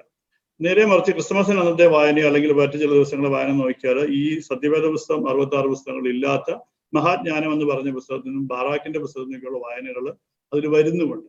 അപ്പോ ഈ ഉൾപ്പെടുത്തിയിരിക്കുന്ന പുസ്തകങ്ങളുടെ ശരിക്കുള്ള പർപ്പസ് എന്ന് പറയുന്നത് ആ വിശ്വാസം ഉറപ്പിക്കുക എന്നുള്ളതാണ്. അതാണ് അതിലെ ആ പോയിന്റ് ആയിട്ട് നമ്മൾ മനസ്സിലാക്കേണ്ടത്. അതിന്റെ കൂടെ ഈ കഴിഞ്ഞ ഇടയ്ക്ക് ആരൊക്കെയോ വാട്സപ്പിലോ ഫേസ്ബുക്കിലോ എന്തോ ഒരു ചോദ്യം ഞാൻ കണ്ടിരുന്നു. നമ്മുടെ ഇന്ത്യയിലുള്ള ക്രിസ്ത്യാനികൾ എന്താണ് തോമാസിന്റെ സുവിശേഷം വായിക്കാത്തത്? അപ്പോൾ അതിന്റെ കാരണം ഇതാണ്, തോമസ് ലിഹ എഴുതിയ സുവിശേഷമാണെന്നുള്ളതിന് തെളിവൊന്നുമില്ല. തോമാസിന്റെ സുവിശേഷം എന്നൊരു പേരുണ്ടെന്നേ ഉള്ളൂ. അത് മാത്രമല്ല, ആ സുവിശേഷം നമ്മൾ വായിക്കുകയാണെങ്കിൽ അതിൽ ഈ പ്രബോധനപരമായ കാര്യങ്ങൾ അതിൽ ഉണ്ടാവില്ല. അപ്പൊ ഒരാളുടെ പേരിൽ മറ്റൊരാൾ എഴുതി എന്ന് പറയുന്നതുകൊണ്ട് മാത്രം അത് ബൈബിളിൽ ഉൾപ്പെടുത്താൻ അത് യോഗ്യമല്ല. അന്നത്തെ കാലഘട്ടത്തിൽ അത് അഥാനസ്യൂസ് പിതാവ് ലിസ്റ്റ് ചെയ്ത് കഴിഞ്ഞ് അടുത്ത സുന്നഹദോസ് അംഗീകരിക്കുമ്പോൾ അതിന് ചില ക്രൈറ്റീരിയകൾ ഉണ്ടായിരുന്നു. അപ്പസ്തോലന്മാർ അവരുടെ ഇമ്മീഡിയറ്റ് ആയിട്ടുള്ള ശിഷ്യന്മാരെ എഴുതിയതായിരിക്കണം എന്നുള്ളതാണ് ഒരു നിബന്ധന. അതുപോലെ അത് ഔദ്യോഗികമായിട്ട് അവർക്ക് വ്യക്തമായിട്ടും വ്യക്തതയുണ്ടായിരുന്ന പുസ്തകങ്ങളെ മാത്രമേ കൂട്ടത്തിൽ ഉൾപ്പെടുത്തിയിട്ടുള്ളൂ എന്നുള്ളതാണ് സത്യം. അതിനേക്കാൾ ഉപരി ഒരു കാര്യം കൂടെ ഞാൻ കഴിഞ്ഞ ലൈവിൽ പറഞ്ഞതാണ്, സഭയുടെ ഉപദേശത്തിനോട് ചേർന്ന് നിൽക്കുന്ന പുസ്തകങ്ങൾ മാത്രമാണ് ക്രോഡീകരിച്ചിട്ടുള്ളത്. അല്ലാതെ സഭയുടെ ഉപദേശങ്ങൾക്ക് എന്തെങ്കിലും കാരണവശാൽ തെറ്റ് അല്ലെങ്കിൽ സഭയുടെ ഉപദേശവുമായിട്ട് യോജിക്കുന്നില്ല എന്നുണ്ടെങ്കിൽ അത് ഒഴിവാക്കിയിട്ടാണ്. അപ്പൊ അതായത് അതിൽ നിന്ന് മനസ്സിലാക്കേണ്ടത് സഭയാണ് ബൈബിൾ ക്രോഡീകരിച്ചത്, സഭയ്ക്ക് വേണ്ടി, സഭയുടെ ഉപദേശത്തിന് വേണ്ടിയാണ് ബൈബിൾ ക്രോഡീകരിച്ചത്. അതെ, അതുകൊണ്ടാണ് നമ്മൾ പറയുന്നത് സഭയുടെ ശുശ്രൂഷകന്മാരായ ആളുകൾ വഴി സഭയിൽ നിന്ന് ഉയർന്നു വന്ന ഒരു പുസ്തകമാണ്, സഭയിൽ നിന്നുണ്ടായി വന്ന പുസ്തകമാണ് ഈ വിശുദ്ധ പുതിയ നിയമ കാനൺ എന്ന് പറയുന്നത്. ഇതിനെപ്പറ്റി കൂടുതലായിട്ട് പഠിക്കാൻ ആഗ്രഹമുള്ള മലങ്കര ഓർത്തഡോക്സ് ചർച്ചിന്റെ വിശ്വാസികൾക്ക് എല്ലാവർക്കും ഉപയോഗിക്കാവുന്ന ഒരു പുസ്തകമാണ് നമ്മുടെ വന്യ TJ ജോഷുവാച്ചൻ എഴുതിയ പ്രകാശത്തിലേക്ക് എന്നൊരു പുസ്തകമുണ്ട്. അത് നമ്മുടെ ദിവ്യബോധനം കോഴ്സിന്റെ ആദ്യത്തെ ഫസ്റ്റ് ബുക്കാണ്. ദിവ്യബോധനത്തിന്റെ ആദ്യം പഠിക്കുന്ന നമ്മുടെ ബുക്കാണ് ഈ പ്രകാശത്തിലേക്ക്. അത് വായിക്കുകയാണെങ്കിൽ മലയാളത്തിലും ഉണ്ട്, ഇംഗ്ലീഷിലും ഉണ്ട്. അത് വായിക്കുകയാണെങ്കിൽ എങ്ങനെയാണ് ഈ പുതിയ നിയമ പുസ്തകങ്ങൾ ഉണ്ടായി വന്നുള്ളത് വളരെ വ്യക്തമായ അതിന്റെ ഒരു ചരിത്രം, കാലഘട്ടം, അതിന്റെ ഈ പറഞ്ഞ പോയിന്റുകളെല്ലാം നിങ്ങൾക്ക് വായിച്ച് പഠിക്കാൻ പറ്റും. ഓൺലൈനിൽ ലഭ്യമാണ്. അല്ലെങ്കിൽ ദിവ്യബോധന പദ്ധതിയിൽ എല്ലാവരും ചേരുക. അപ്പോൾ ഇങ്ങനത്തെ കൂടുതൽ കാര്യങ്ങൾ പഠിക്കാനായിട്ട് പറ്റും. പിന്നീട് വന്ന് നമ്മുടെ കാലഘട്ടം കഴിഞ്ഞു. ഇപ്പൊ വന്നപ്പോഴത്തേക്ക് ആകപ്പാടെ വേദപുസ്തകത്തിലെ ചെറിയ വാക്യങ്ങൾ അനുസരിച്ച് ഓരോ വാക്യം അനുസരിച്ചും ഓരോരോ ഗ്രൂപ്പുകൾ ഉണ്ടാക്കുന്ന രീതിയിലേക്ക് മാറി. അത് എനിക്ക് തോന്നുന്നു അറിവില്ലായ്മയായിരിക്കാം. ആളുകളെ വന്ന് തെറ്റിദ്ധരിപ്പിക്കാൻ അവർക്ക് കഴിഞ്ഞു എന്നുള്ളതാണ്. ആ ഒരു ഭാഗത്തിലേക്കാണ് നമ്മൾ ഇനി അടുത്തായിട്ട് പോകുന്നത്. എങ്ങനെയാണ് ഈ ലിറ്റർജിയിൽ കൂടെ വിശ്വാസം നമ്മുടെ സഭ ഉറപ്പിച്ചു നിർത്തുന്നത്? അതിനെപ്പറ്റി ഒരു 3-4 ഉദാഹരണങ്ങൾ നമുക്ക് ഒന്ന് ചർച്ച ചെയ്യാം. ആൽബിക്ക് അതിനു മുമ്പ് എന്തെങ്കിലും ആഡ് ചെയ്യാനുണ്ടോ ഈ ഇതുവരെ പറഞ്ഞതുമായിട്ട്? ഇല്ല, ഇത്രയും നേരം പറഞ്ഞത് ഏറ്റവും പ്രധാനപ്പെട്ട കാര്യങ്ങളാണ്. നമ്മുടെ ഒരു ഓർത്തഡോക്സ് വിശ്വാസി അല്ലെങ്കിൽ ഒരു സുറിയാനി സഭ വിശ്വാസി, ഒരു അപ്പോസ്തോലിക വിശ്വാസി മസ്റ്റായിട്ടും അറിഞ്ഞിരിക്കേണ്ട കാര്യങ്ങളാണ് ഇത്രയും നേരം പറഞ്ഞത്. സഭയുടെ അടിസ്ഥാന ഉപദേശങ്ങള് ബൈബിളിൽ മാത്രം കേന്ദ്രീകൃതമല്ല. ഓക്കെ, അതിനെപ്പറ്റിയാണ് നമ്മൾ ഇനി കൂടുതലായിട്ട് കുറച്ചും കൂടെ ഒരു കൃത്യമായ ഉദാഹരണങ്ങളിൽ കൂടി നമ്മൾ ചർച്ച ചെയ്യാൻ പോവാണ്. 4 കാര്യങ്ങളാണ് ഞാനിവിടെ സംസാരിക്കാൻ ആഗ്രഹിക്കുന്നത്. ഒന്ന്, നിഖ്യ വിശ്വാസ പ്രമാണം. അത് നമ്മുടെ എല്ലാ വിശ്വാസത്തിന്റെയും അടിസ്ഥാനമാണ്. AD 325 ക്രോഡീകരിച്ച ആ വിശ്വാസം. ഈ വിശ്വാസ പ്രമാണം നിഖ്യ സുനഹദോസിൽ വെച്ച് അതിന്റെ മൂലരൂപം ഉണ്ടാക്കി എന്ന് പറയുമ്പോൾ ഒരു കാര്യം നമ്മൾ മനസ്സിലാക്കേണ്ടത്, വിശ്വാസ പ്രമാണം ഉണ്ടാക്കാൻ വേണ്ടി കൂടി ഒരു കൗൺസിലല്ല. ഈ സഭയിൽ അതുവരെ നിലനിന്നിരുന്ന വിശ്വാസം അവിടെ വെച്ച് ആ ദുരുപദേശന്മാരെയൊക്കെ തള്ളിക്കൊണ്ട് അവരത് എഴുതി വെക്കുകയാണ് ചെയ്തത്. അപ്പൊ ആ വിശ്വാസ പ്രമാണമാണ് നമ്മുടെ എല്ലാ ബാക്കി വിശ്വാസങ്ങളുടെയും അടിസ്ഥാനം. അപ്പൊ അതിനെപ്പറ്റി ചെറുതായിട്ട് നമുക്കൊന്ന് നോക്കാം. അത് എന്തൊക്കെയാണ് നമ്മൾ അതിൽ പറയുന്നത്? ആദ്യം, സർവശക്തിയുള്ള പിതാവായി ആകാശത്തിന്റെയും ഭൂമിയുടെയും കാണപ്പെടുന്നവയും കാണപ്പെടാത്തവയുമായ സകലത്തിന്റെയും സൃഷ്ടിതാവായ സത്യ ഏക ദൈവത്തിൽ ഞങ്ങൾ വിശ്വസിക്കുന്നു. അപ്പോൾ ഓർത്തഡോക്സ് സഭയുടെ ഏറ്റവും അടിസ്ഥാന വിശ്വാസമാണ് തൃത്വത്തിലുള്ള വിശ്വാസം. അതിലേക്ക് നമ്മൾ വരുന്നുണ്ട്. അപ്പോൾ ആദ്യത്തെ ആ പാരഗ്രാഫിൽ നമ്മൾ പിതാവിൽ വിശ്വസിക്കുന്നു എന്നുള്ള കാര്യം അവിടെ പറയുക. രണ്ടാമത്തെ പാരഗ്രാഫ് നമ്മൾ ശ്രദ്ധിക്കും. ദൈവത്തിന്റെ ഏകപുത്രനും സർവ്വലോകങ്ങൾക്കും മുമ്പേ പിതാവിൽ നിന്ന് ജനിച്ചവൻ. അപ്പം ഈ പുത്രൻ പിതാവിൽ നിന്ന് ജനിച്ചവനാണ്, അതാണ് സൃഷ്ടിയല്ല. പിതാവിൽ നിന്ന് ജനിച്ചവനും പ്രകാശത്തിൽ നിന്നുള്ള പ്രകാശവും സത്യദൈവത്തിൽ നിന്നുള്ള സത്യദൈവവും. വളരെ കൃത്യമായിട്ട് ഡിഫൈൻ ചെയ്തേക്കുവാണ്. പിതാവും പുത്രനും ബൈ എസെൻസ് അവരൊരേ സത്വം, അവരാ സത്താപരമായിട്ട് യാതൊരു വ്യത്യാസവുമില്ല. അതുകൊണ്ടാണ് പ്രകാശത്തിൽ നിന്നുള്ള പ്രകാശവും സത്യത്തിൽ നിന്നുള്ള സത്യദൈവവും. ജനിച്ചവനും സൃഷ്ടിയല്ലാത്തവനും സാരാംശത്തിൽ പിതാവിനോട് ഒന്നായിരിക്കുന്നവനും. അവിടെ ഒരു സബോർഡിനേഷനോ ഏറ്റക്കുറച്ചിലോ ഇല്ല. പിതാവ്, പുത്രൻ, പരിശുദ്ധാത്മാവ് അവർ ഒരേ ലെവലിലുള്ള ഒരേ സത്തയിലുള്ള 3 വ്യക്തികളാണ്. അതാണ് നമ്മുടെ സഭയുടെ വിശ്വാസം. അപ്പോ സത്യദൈവവും ജനിച്ചവനും സൃഷ്ടിയല്ലാത്തവനും സാരാംശത്തിൽ പിതാവിനോട് ഒന്നായിരിക്കുന്നവനും സകലവും താൻ മുഖാന്തരമായി നിർമ്മിച്ചവനും. അടുത്ത ഇൻകാർണേഷനെ പറ്റി പറയുവാണ്. എങ്ങനെയാണ് പുത്രൻ മനുഷ്യരായ നമുക്കും ഞങ്ങൾക്കും ഞങ്ങളുടെ രക്ഷയ്ക്കും വേണ്ടി തിരുമനസ്സായ പ്രകാരം സ്വർഗത്തിൽ നിന്നിറങ്ങി. ആ പുത്രൻ സ്വന്തം ഇഷ്ടപ്രകാരമാണ് ആ താഴേക്ക് വരുന്നത്. ഒരു ലിമിറ്റഡ് വേൾഡിലേക്ക് വരുവാണ്. ആ അപരിമേയനായ ഒരു ദൈവം തിരുവിഷ്ടപ്രകാരം സ്വർഗത്തിൽ നിന്നിറങ്ങി വിശുദ്ധ കന്യക മറിയാമിൽ നിന്നും ശരീരയായി തീർന്നു, മനുഷ്യനായി.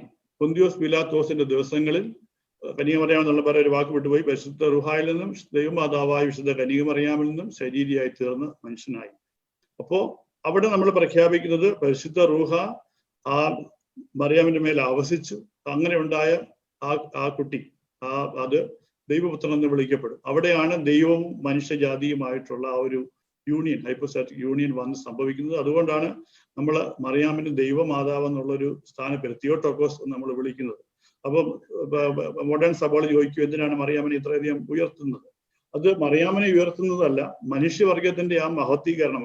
മനുഷ്യവർഗം ദൈവം താന്നു വന്നതുകൊണ്ട് എത്രത്തോളം മഹത്വീകരിക്കപ്പെട്ടു എന്ന് നമ്മൾ പറയുവാണ്, വിശ്വാസ പ്രമാണത്തിൽ പറയുകയാണ്.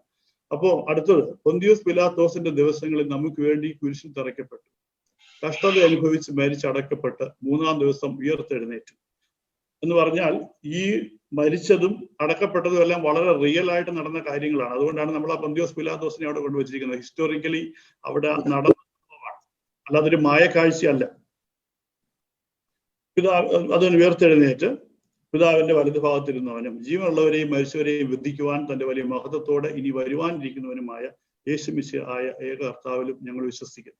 അപ്പം ആരാണ് ക്രിസ്തു, എന്തുവാണ് ക്രിസ്തു എന്നുള്ളത് വളരെ കൃത്യമായിട്ട് രണ്ടാമത്തെ പാരഗ്രാഫിൽ ഡിഫൈൻ ചെയ്തേക്കുവാണ്. ആൽബിക്ക് അറിയാം, ഈ പുതിയ സഭകളൊക്കെ നോക്കുമ്പോൾ പിതാവും പുത്രനും പരിശുദ്ധാത്മാവിന്റെ നാമത്തിൽ എന്നൊക്കെ പറയുന്ന ആൾക്കാർക്ക് പോലും വ്യക്തതയില്ല. പിതാവും പുത്രനും പരിശുദ്ധാത്മാവ് ഒരാളാണോ, ഒരേ ദൈവം തന്നെ മൂന്നായിട്ട് വന്നതാണോ, അതോ ഇതും എല്ലാം ഒരാളാണോ, ഇങ്ങനെ പലവിധ ദുരുപദേശങ്ങള് അറിയൂസിന്റെ കാലത്ത് നടന്നത്, ആദിമ സഭ മുതൽ നടന്നത്, ഇന്നും ഈ കാലത്ത് നടക്കുന്ന വിശ്വാസികൾ ആയ ആൾക്കാർ നമ്മുടെ ചുറ്റുമുണ്ട്. നിങ്ങൾ അവരോട് സംസാരിച്ച് നോക്കിയാൽ എനിക്ക് അറിയാം എത്രത്തോളം വ്യക്തത കുറവാണ്. അപ്പോഴാണ് സുറിയാനി സഭ ഇത്ര കൃത്യമായിട്ട് വർഷങ്ങൾക്ക് മുമ്പ് തന്നെ, നൂറ്റാണ്ടുകൾക്ക് മുമ്പ് തന്നെ ഈ വിശ്വാസം അവിടെ ഡിഫൈൻ ചെയ്തിരിക്കുന്നത്. അപ്പോ ഈ അടുത്ത പാരഗ്രാഫിൽ നമ്മൾ പരിശുദ്ധാത്മാവിൽ വിശ്വസിക്കുന്നു. വളരെ ഇമ്പോർട്ടന്റ് ആയ ഒരു കാര്യം, ഏക വിശുദ്ധ സഭയിൽ ഞങ്ങൾ വിശ്വസിക്കുന്നു. ഏകവും വിശുദ്ധവും സഭയിൽ ഞങ്ങൾ വിശ്വസിക്കുന്നു. അവിടെ നമ്മളൊരു കാര്യം ശ്രദ്ധിക്കേണ്ടത്, നമ്മൾ വിചാരിക്കും ബൈബിളിൽ ഞങ്ങൾ വിശ്വസിക്കുന്നു എന്നൊരു വാക്യം അവിടെ ഇല്ലാത്തത് എന്താ? അത് ബൈബിളിന് പ്രാധാന്യം ഇല്ലാത്തത് കൊണ്ടല്ല. ശരിക്കും പറഞ്ഞാൽ സഭ എന്ന് പറയുമ്പോൾ നമ്മൾ ആദ്യം പറഞ്ഞതുപോലെ സഭയിൽ നിന്നുണ്ടായി വന്ന, സഭയ്ക്ക് വേണ്ടി ഉണ്ടായ, സഭയുടെ ശുശ്രൂഷകന്മാരാൽ എഴുതപ്പെട്ട ഈ പുസ്തകം ആയതുകൊണ്ടാണ് ആ കൂട്ടത്തിൽ ബൈബിളിന്റെ കാര്യം പറയാറ്. സഭ എന്ന് പറയുമ്പോൾ അതിനകത്തുണ്ട് ഈ വിശുദ്ധ വേദപുസ്തകം. അതില്ലാതെ ഈ പറയുന്ന വിശ്വാസ പ്രമാണം പോലും ഫുള്ളായിട്ട് ഇതിന്റെ അടിസ്ഥാനത്തിലാണ് നമ്മൾ അത് ഡിഫൈൻ ചെയ്തത്. അപ്പൊ അതുകൊണ്ടാണ് പറയുന്നത്, ഈ വിശ്വാസ പ്രമാണം ഒരു പ്രാവശ്യം ഒരു സുറിയാനിക്കാരൻ ചൊല്ലിക്കഴിയുമ്പോൾ ഏകദേശം 600-ലധികം ബൈബിൾ വാക്യങ്ങൾ അതിനകത്ത് റെഫറൻസ് ആയിട്ട് പഠിച്ചു പോകുന്നുണ്ടല്ലേ.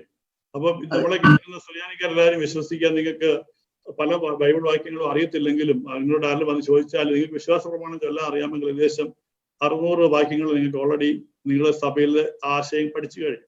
യജമാനൻ വരും അന്നേരം ഉണർവോടെ എന്ന പാട്ട് പാടാൻ അറിയാവുന്നവർക്ക് ഓൾറെഡി ഒരു വാക്യം അറിയാം. കർത്താവ് അരുളി ചെയ്തു ഞാൻ ജീവന്റെ അപ്പം എന്ന് പറയുന്ന പാട്ട് പാടുന്നവർക്ക് മറ്റൊരു വാക്യം അറിയാം. അപ്പം ഏത് പാട്ടെടുത്താലും അതൊരു ബൈബിൾ വചനത്തിന്റെ അല്ല വാക്യത്തിന്റെ അടിസ്ഥാനത്തിലാണ്. അതുകൊണ്ടാണ് നമ്മൾ പറയുന്നത് ആ ഓരോ പാട്ടും ഒരു വിശ്വാസ പ്രഖ്യാപനമാണ് നമ്മൾ പറയുന്നതിന്റെ കാരണം. ഇനി അടുത്ത പറഞ്ഞിടയ്ക്ക് ഈ ട്രിനിറ്റി കറക്റ്റായിട്ട് നമുക്ക് അപ്പോസ്തോലിക സഭ, അതായത് നിക്കാ വിശ്വാസ പ്രമാണം ചൊല്ലുന്നവർക്ക് കൃത്യമായിട്ട് മനസ്സിലാക്കിയാൽ അതാണ് യഥാർത്ഥ റിയൽ ട്രിനിറ്റി. അല്ലാതെ ഈ ഇപ്പോഴത്തെ പുതിയ ആളുകളൊക്കെ വന്നിട്ട് ട്രിനിറ്റി അത് അങ്ങനെ ഇങ്ങനെ എന്നൊക്കെ പറയുന്നതൊക്കെ റോങ് ആണ്. യഥാർത്ഥ ട്രിനിറ്റി വർഷിപ്പ് ചെയ്യുന്നതും ട്രിനിറ്റി നമ്മൾ പ്രഖ്യാപിക്കുന്നതും നിക്കാ വിശ്വാസ പ്രമാണത്തിലൂടെ. ശിവജാൻ കണ്ടിന്യൂ ചെയ്തോ. അതെ, നമ്മൾ അതിലേക്ക് തന്നെയാണ് അടുത്ത പോയിന്റ്. ഓർത്തഡോക്സിന്റെ അടിസ്ഥാന പ്രമാണങ്ങളിൽ ഏറ്റവും പ്രധാനപ്പെട്ടതാണ് ട്രിനിറ്റിയിലുള്ള വിശ്വാസവും രണ്ടാമത്തേത് കർത്താവിന്റെ മനുഷ്യാവതാരത്തിലുള്ള വിശ്വാസവും. ഇപ്പോ നമ്മുടെ പ്രാർത്ഥനകളെല്ലാം തുടങ്ങുന്നത് ഇങ്ങനെ: പിതാവിനും പുത്രനും പരിശുദ്ധ റൂഹായ്ക്കും സ്തുതി എന്ന് മാത്രമല്ല, ആദ്യം മുതൽ എന്നേക്കും അപ്രകാരം തന്നെ ആമേൻ എന്ന് പറഞ്ഞാൽ ലോകത്തൊരു പൊടി പോലും സൃഷ്ടിക്കുന്നതിന് മുമ്പ് പോലെ തന്നെ ഈ പിതാവ് പുത്രനും പരിശുദ്ധാത്മാവ് അങ്ങനെ നിൽക്കുകയാണ്. അവരുടെ ആ സ്തുതി, അവർ തമ്മിലുള്ള സ്നേഹം, അവർ തമ്മിലുള്ള ഐക്യം, അത് അങ്ങനെ തന്നെ നിൽക്കുകയാണ്. അപ്പോ എന്നാൽ നേരെ മറിച്ച് നമ്മൾ നോക്കിയാൽ നമ്മളോട് വാദിക്കാൻ വരുന്ന ആൾക്കാർ പറയും തൃത്വം എന്നൊരു വാക്ക്, അല്ലെ ട്രിനിറ്റി എന്നൊരു വാക്ക് ബൈബിളിൽ കാണിച്ചതാണ്. ഇല്ല, ബൈബിളിൽ തൃത്വം എന്നൊരു വാക്കില്ല. പക്ഷേ പഴയ നിയമത്തിലും പുതിയ നിയമത്തിലും ആ തൃത്വം എങ്ങനെയാണെന്നുള്ളതിന്റെ വളരെ വ്യക്തമായ വളരെയധികം വ്യക്തതയോടെ അതിൽ പ്രതിപാദിച്ചിട്ടുണ്ട്, ചിത്രീകരിച്ചിട്ടുണ്ട്. അപ്പം അതിന് ഇന്ന് നമ്മുടെ ടോപ്പിക് അതല്ലാത്തതുകൊണ്ട് നമുക്ക് മറ്റൊരു ദിവസം അത് നമുക്ക് വിശദീകരിക്കാം. അപ്പോൾ വിശുദ്ധ കുർബാനയിൽ നമ്മൾ ആരാധനാ ഗീതങ്ങളിലും പെന്തിക്കോസ്തി പെരുന്നാളിൽ, പ്രത്യേകിച്ച് പെന്തിക്കോസ്തി പെരുന്നാൾ, ദനഹ പെരുന്നാളില് ട്രിനിറ്റിയുടെ ആ ഒരു റെവലേഷനാണ്. അപ്പൊ അന്നത്തെ സെദറ പ്രാർത്ഥനകൾ ഒക്കെ നമ്മൾ പരിശോധിച്ചാൽ, പാട്ടുകൾ പരിശോധിച്ചാൽ നമുക്കറിയാം എത്ര കൃത്യമായിട്ടാണ് നമ്മുടെ പിതാക്കന്മാർ ഈ തൃത്വത്തെ ഡിഫൈൻ ചെയ്തിരിക്കുന്നുള്ളത്. അപ്പോ അവർ തമ്മിൽ ഒരു ഏറ്റക്കുറച്ചിലുകളും ഇല്ല എന്ന് മാത്രമല്ല, ഇനി തൃത്വത്തിനെ പറ്റി കൂടുതലായിട്ട് അറിയാൻ ആഗ്രഹിക്കുന്നവർ, അല്ലെങ്കിൽ തൃത്വത്തിനെ പറ്റി എന്തെങ്കിലും ഇത് മൂന്ന് ഒരു ദൈവമാണോ അതോ പലതായിട്ട് വന്നാണോ എന്നുള്ളവർ മനസ്സിരുത്തി വിശുദ്ധ യോഹന്നാന്റെ സുവിശേഷം 14, 15, 16, 17 ഈ 4 അധ്യായങ്ങൾ നിങ്ങൾ വായിക്കുക. വീണ്ടും വായിക്കുമ്പോൾ നിങ്ങൾക്ക് മനസ്സിലാവും കർത്താവ് അവതരിപ്പിച്ചു തരുന്ന ആ പിതാവ് എന്താണ്, ആരാണ്, അവർ തമ്മിലുള്ള റിലേഷൻഷിപ്പ് എന്താണ്, അവർ തമ്മിലുള്ള ആ ഒരു ആരാണ് നമ്മുടെ കൂടെ ഇരിക്കുന്നത്. അപ്പോൾ നമുക്കറിയാം നമ്മുടെ എല്ലാ പ്രാർത്ഥനകളും സദറാകളും ഞങ്ങൾ നിനക്ക് നിന്റെ പിതാവിനും നിന്റെ വിശുദ്ധ റൂഹായിക്കും സ്തുതിയും സ്തോത്രവും കരയേറ്റും, ഇങ്ങനെ നമ്മൾ എൻഡ് ചെയ്തുള്ളൂ. അതുപോലെ ആശീർവാദം പറയുമ്പോൾ പിതാവാൻ ദൈവത്തിന്റെ സ്നേഹവും ഏകജാതന്റെ കൃപയും വിശുദ്ധ റൂഹായുടെ സംബന്ധവും ആവാസവും പറയും. അത് കഴിഞ്ഞിട്ട് നമ്മുടെ എലിവേഷൻ ഓഫ് ഹോളി മിസ്റ്ററീസ്, നമ്മുടെ വിശുദ്ധ കുർബാനയുടെ ആഘോഷത്തില് അതിൽ നമ്മൾ ആ തൃത്വത്തെയാണ് നമ്മൾ ആഘോഷിക്കുന്നത്.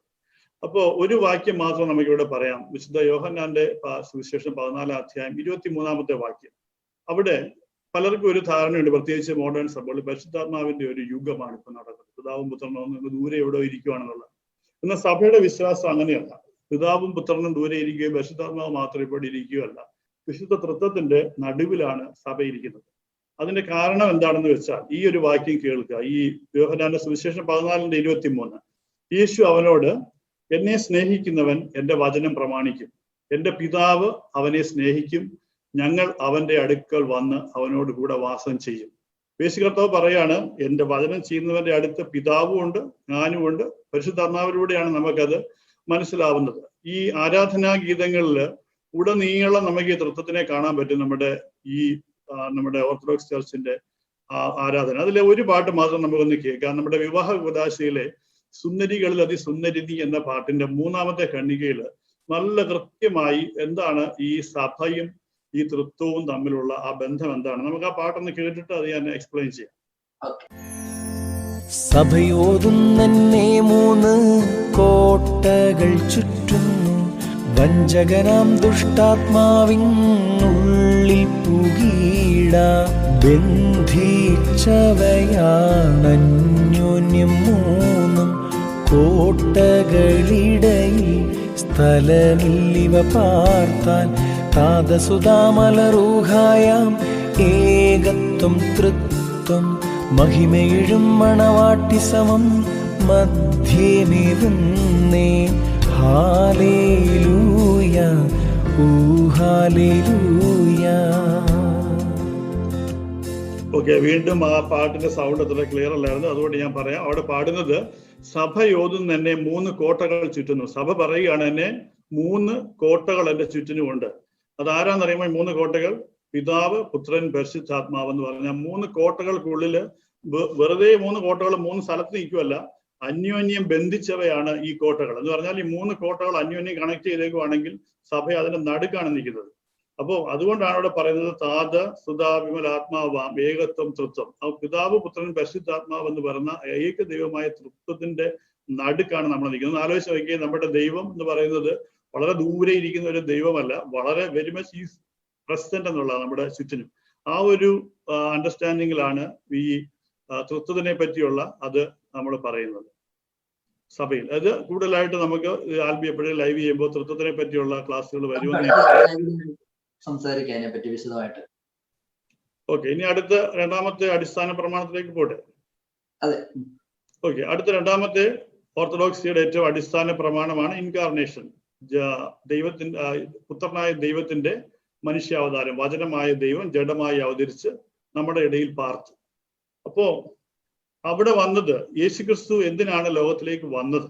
വളരെ വ്യക്തമായിട്ട് നമ്മുടെ ലിറ്റർജിയിൽ നമ്മളോട് പറയുന്നുണ്ട്. യേശുക്രിസ്തു ഇവൻ ലോകത്തിലേക്ക് വന്നത് മനുഷ്യരെ ദൈവവുമായിട്ട് നിരപ്പിക്കാനാണ്. ആ ഒരു ഗ്യാപ്പ് ഉണ്ടായിരുന്നു. അത് യേശുക്രിസ്തു പാപമോചനം അത് ക്രൂശിൽ സാധ്യമാക്കിക്കൊണ്ട് 2 വർഷത്തെയും നിരപ്പിച്ച് സമാധാനം വരുത്തി. ദൈവത്തിനെ പറ്റിയുള്ള ഒരു കൃത്യമായ ഒരു അണ്ടർസ്റ്റാൻഡിങ്, ദൈവത്തിനെ പറ്റിയുള്ള അത് അന്ന് വരെ മനുഷ്യരുടെ തെറ്റിദ്ധാരണ ഉണ്ടായിരുന്നു. ദൈവം എന്ന് പറഞ്ഞാൽ എന്താണ്? ദൈവം കോപിക്കുന്ന ദൈവമാണോ, കത്തിക്കുന്ന ദൈവമാണോ?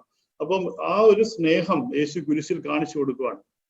ക്ഷമിക്കുന്ന ദൈവം, അല്ലെങ്കിൽ ആ ഒരു ദൈവത്തിന്റെ ആ പൊസിഷനിൽ ആ മഹത്വത്തെ മുഴുവൻ കാത്തുവെച്ചിട്ട് ലോകത്തിലേക്ക് വന്നു. വളരെ നമ്മുടെ ഇടയിൽ പാർത്തു, നമ്മുടെ ഇടയിൽ താമസിച്ചു. അപ്പോൾ അത് കഴിഞ്ഞിട്ട് അവൻ രോഗികളോടുകൂടെയും കഷ്ടപ്പെടുന്നവരുടെ കൂടെയൊക്കെ ആയിരുന്നു ദൈവം. അല്ലാതെ ഒരിക്കലും ഒരു കൊട്ടാരത്തിൽ താമസിക്കുകയോ ഒന്നുമല്ല. അപ്പോൾ നമ്മുടെ വലിയ നൊയമ്പിലെ നമ്മൾ ആ 3-ാമത്തെ ആഴ്ച നമ്മളൊരു പാടും, കുഷ്ഠം പൂണ്ടോർ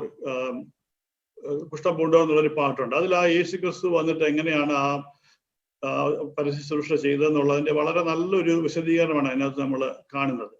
അത് ആൽബിഡിൽ ആ പാട്ടുണ്ടോ? ഇല്ലെന്ന് തോന്നുന്നു. ഇല്ല, ഉണ്ടോ? കുഷ്ഠം പൂണ്ടോർ സൗഖ്യം നേടി? ഇല്ല ഇല്ല. ഓക്കെ, സാരമില്ല, നമുക്ക് അടുത്ത പ്രാവശ്യം കേൾക്കാം. അപ്പോ അതില് നമ്മുടെ സഭ കൃത്യമായിട്ട് പ്രഖ്യാപിക്കുന്ന മറ്റൊരു കാര്യമുണ്ട്. നമ്മള് ഈ മർത്യന്മാർ തൻ വർഗത്തിന് മുഴുവൻ രക്ഷ കൊടുക്കാനായിട്ടാണ് യേശുക്രിസ്തു വന്നത്. നമ്മള് ഒരു വിശുദ്ധ കുർബാന തുടങ്ങുമ്പോൾ തന്നെ സെവേറിയസിന്റെ മാനീസ പാടിക്കൊണ്ട് തുടങ്ങുമ്പോൾ അതിൽ നമ്മൾ പാടും, മാർത്തൻ വർഗത്തിന് മുഴുവൻ ജീവനതും രക്ഷയുമേകാനാഗതനായി. മനുഷ്യവർഗത്തിന് മുഴുവനാണ് ജീവനും രക്ഷയും. വേറൊരു പാട്ട് നോക്കുക, കെംതായിലെ ഒരു പാട്ട്. ദൈവമുയർത്തു മഹത്വത്തോടാദാമിനെയും തൻ മക്കളെയും ജീവിപ്പിച്ചു. അപ്പം ആദാമിന്റെ മക്കളെ ജീവിപ്പിക്കാനായിട്ടാണ് യേശു ക്രിസ്തു വന്നിരിക്കുന്നത്. അപ്പൊ അത് റിപ്പീറ്റ് ആയിട്ട് നമ്മുടെ ഈ ലിറ്റർജിയിൽ എടുത്തെടുത്ത് പറയുന്നുണ്ട്. അത് എവിടെ നിന്നാണ് സഭയ്ക്ക് ഇത് കിട്ടുന്നത്? ഈ തിരുവെഴുത്തുകളിൽ നിന്നാണ്. വിശുദ്ധ ലൂക്കോസിന്റെ സുവിശേഷം 2:10 സർവ്വജനത്തിനും ഉണ്ടാവാനുള്ള ഒരു മഹാസന്തോഷം ഞാൻ നിങ്ങളോട് സുവിശേഷിക്കുന്നു. മാലാഖമാരുടെ ആട്ടിടയന്മാരോട് വന്ന് പറയുന്ന വചനമാണ്. അതുപോലെ വിശുദ്ധ മത്തായിയുടെ സുവിശേഷത്തിൽ ഇവൻ സകല ജനത്തിന്റെ സകല ലോകത്തിന്റെയും പാപങ്ങളിൽ നിന്ന് മോചനം കൊടുക്കാനായിട്ടാണ് ഈ രക്ഷകൻ വന്നിരിക്കുന്നതെന്ന് പറയുന്നുണ്ട്. അപ്പം ഇത് പിതാക്കന്മാർ ഇങ്ങനെ ഊഹിച്ചുണ്ടാക്കിയതല്ല, അത് കൃത്യമായിട്ടും സ്ക്രിപ്ചറൽ ആണെന്ന് കാണിക്കാനാണ് ഞാൻ ഈ ഉദാഹരണം പറഞ്ഞത്. ഇനി നമ്മുടെ നമസ്കാരങ്ങൾ നോക്കുക. നമുക്കറിയാം നമ്മുടെ ഒരു വർഷത്തെ നമസ്കാരം സ്ലീബ നമസ്കാരം എന്നും കെംത നമസ്കാരം എന്നും രണ്ടായിട്ട് തിരിച്ചിട്ടുണ്ട്. ഇപ്പം ഉദോസിത്തോ ഞായറാഴ്ച മുതൽ നമ്മുടെ എൽദോ വരെയും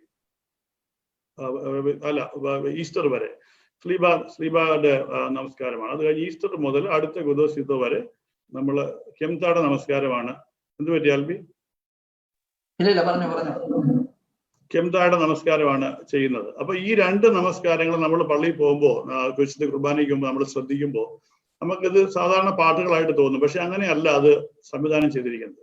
സ്ലീബയുടെ നമസ്കാരം എന്ന് പറയുമ്പോൾ സ്ലീബയുടെ നമസ്കാരത്തില് പറയുന്ന ഫുൾ തീം എന്ന് പറയുന്നത് ജനനത്തെ പറ്റിയാണ്, ഇൻകാർണേഷനെ പറ്റിയാണ്. അപ്പൊ അതുകൊണ്ടാണ് അതിനകത്ത് കന്യക മറിയാമിന്റെ പാട്ട് കൂടുതലായിട്ട് വരുന്നത്. മാതാവിന്റെ പാട്ടുകൾ വരുന്നതല്ല.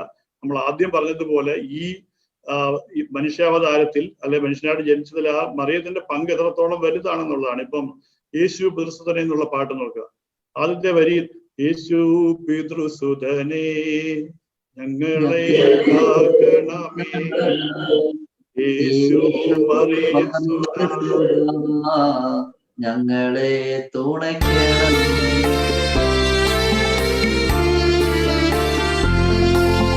പുഷ്പം പൂണ്ടോർ സൗഖ്യം നേടി അന്ധന്മാർ കാഴ്ച പ്രാപിച്ചു. തൻ ധ്വനി കേട്ടമൃതരുദ്ധി തരാൻ ഓടി മുടന്തന്മാർ ശീഘ്രത്തിൽ തന്നെ പിതാവതി ധന്യൻ.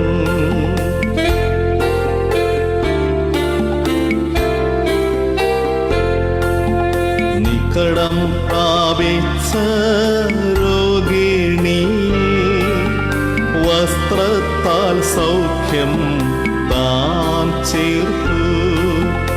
യായിറോസിന്റെ മൃതയായ പുത്രിക്കുയിരേകി നമ്മുടെ മേൽ തൻ ദയ വർഷിച്ചു സംസ്തുത്യൻ. ഓക്കെ, അപ്പം കർത്താവിന്റെ പരസ്യ ശുശ്രൂഷയെ പറ്റി ഉള്ളൊരു നല്ല മനോഹരമായിട്ടുള്ള ഒരു വിവരണമാണ് നമ്മൾ ഈ പാട്ടിൽ ഇപ്പൊ നമ്മൾ കേട്ടത്.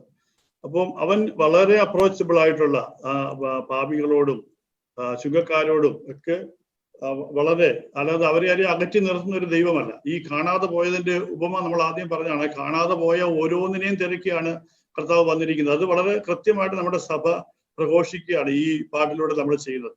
അപ്പോ അതില് നമ്മൾ കെംത നമസ്കാരത്തിന്റെ കാര്യം പറഞ്ഞുകൊണ്ട് വരുവാണ്. അപ്പൊ സ്ലീബ നമസ്കാരത്തിന്റെ തീം എന്ന് പറയുന്നത് യേശു ക്രിസ്തുവിന്റെ ജനനമാണ്. അടുത്ത് കെംതയുടെ തീം എന്ന് പറയുന്നത് പുനരുത്ഥാനമാണ്. അപ്പൊ ഇത് രണ്ടും ഒന്നുപോലെ നമ്മുടെ മനുഷ്യ ജീവിതത്തിൽ വളരെ ഇമ്പോർട്ടന്റ് ആയ രണ്ട് കാര്യങ്ങളാണ്. ഇത് രണ്ടും രണ്ട് തലത്തിലാണെന്നേ ഉള്ളൂ. ഒന്ന് ലോകത്ത് നടക്കുന്നു, ഒന്ന് ആ ട്രിനിറ്റി നടക്കുന്നു. അപ്പൊ ആ ട്രിനിറ്റിയിലേക്കുള്ള ഒരു ഇൻവിറ്റേഷൻ, ആ തൃത്വ കുടുംബത്തിലേക്കുള്ള ഒരു ക്ഷണമാണ് നമ്മളെ സഭയിലൂടെ അല്ലെങ്കിൽ കർത്താവ് നമുക്ക് തന്നിരിക്കുന്നത്. അത് ദൈവീകരണം എന്ന് പറയുന്ന ആ ഒരു അണ്ടർസ്റ്റാൻഡിങ് ജീവിച്ച് അത് അറ്റൈൻ ചെയ്യുക എന്നുള്ളതാണ് നമ്മുടെ ഓരോരുത്തരുടെയും ചുമതല എന്നുള്ളതാണ് ഇതുവഴി നമ്മളെ ഓർമ്മിപ്പിക്കുന്നത്. അതിന്റെ കൂടെ നിങ്ങൾ ഇനി പഠിക്കുമ്പോൾ ബൈബിൾ കൂടുതലായിട്ട് പഠിക്കാൻ താല്പര്യമുള്ളവര് നമ്മുടെ പ്രൊമിയോൺ സെതറ പുസ്തകങ്ങൾ നോക്കുക. ഓരോന്നിന്റെയും ചിലപ്പം നമ്മുടെ സാഹിത്യപരമായിട്ട് അത് ചില കട്ടിയായിട്ട് തോന്നിയേക്കാം. നമ്മുടെ CP ചാണ്ടി സാറ് വളരെ നല്ല സംസ്കൃത വാക്കുകളൊക്കെ വെച്ചാണ് ഈ പാട്ട് എഴുതി. സാരമില്ല, എന്നാലും ഇത് പഠിക്കാൻ ആഗ്രഹിക്കുന്നവർക്ക് ജീവനുള്ള ബലി എന്ന് പറഞ്ഞ് CK വർഗീസ് സാർ എഴുതിയേക്കുന്ന നമസ്കാരങ്ങളും വിശുദ്ധ കുർബാനയുടെ വിശദീകരണങ്ങളും വാക്യങ്ങളോടും കൂടിയ ഒരു പുസ്തകം മലങ്കര ഓർത്തഡോക്സ് ചർച്ചിൽ വാങ്ങിക്കാനായിട്ട് കിട്ടും. അത് വാങ്ങിക്കാം. സിദ്റാകള് പിന്നെ ഗദ്യ രീതിയിലായതുകൊണ്ട് നമുക്ക് വായിച്ച് മനസ്സിലാക്കാവുന്നേ ഉള്ളൂ. പക്ഷെ വീണ്ടും പറയുന്നു, സഭയുടെ ദൈവശാസ്ത്രത്തിൽ നിന്നുകൊണ്ട് വായിച്ച് മനസ്സിലാക്കുമ്പോഴാണ് നമുക്ക് ആ മൊത്തം അണ്ടർസ്റ്റാൻഡിങ് വരുന്നതും ആ ഒരു അണ്ടർസ്റ്റാൻഡിങ് വരുന്നതോടുകൂടി നിങ്ങൾ വീണ്ടും ബൈബിൾ വായിക്കുമ്പോൾ നിങ്ങളുടെ മൊത്തം പിക്ചർ മാർക്കും. നമ്മൾ ഇതുവരെ കണ്ടതല്ലല്ലോ നമ്മൾ ഈ പുതിയ നിയമം വായിക്കുമ്പോഴേ പഴയ നിയമം വായിക്കുമ്പോൾ കാണുന്നതെന്ന് നമുക്ക് മനസ്സിലാവും. ദൈവത്തിന്റെ ആ പദ്ധതി എത്രത്തോളം വലുതാണ്, എത്രത്തോളം ശ്രേഷ്ഠമാണെന്നുള്ളത്. അപ്പോ അടുത്ത ഒരു പാട്ട് ഞാൻ ആൽബിയുടെ തന്നിട്ടുണ്ട്. ആ പാട്ട് യേശുക്രിസ്തുവിന്റെ ക്രൂശ് മരണത്തിലും തുടർന്നുണ്ടായ ഉത്ഥാനത്തിലും കൂടെ മനുഷ്യജാതിക്ക് കിട്ടിയത് ദൈവമായിട്ടുള്ള നിരപ്പാണ് നമ്മൾ പറഞ്ഞു. അപ്പൊ നമ്മളെപ്പോഴും ചോദിക്കും, മശിഹ ക്രൂശ് മരണത്തിൽ കൂടെ എന്താണ് നേടിയത്? നമ്മുടെ സഭ കൃത്യമായിട്ട് പറയുന്നുണ്ട്, മശിഹ മരണത്തെ കൊന്നു. ആ മരണം എന്ന് പറയുന്ന ആദ്യ പാപത്തിൽ കൂടി മനുഷ്യ ജീവിതത്തിലേക്ക് വന്ന മരണം എന്ന് പറയുന്ന ആ ഒരു അവസ്ഥയാണ് കർത്താവ് തന്റെ മരണത്തിലൂടെ നീക്കിക്കളഞ്ഞത്. നമുക്ക് ആ പാട്ടൊന്ന് കേൾക്കാം. വിസ്മയ സഹിതം കബറ് പൊളഞ്ഞു എന്നുള്ള ആ പാട്ട്.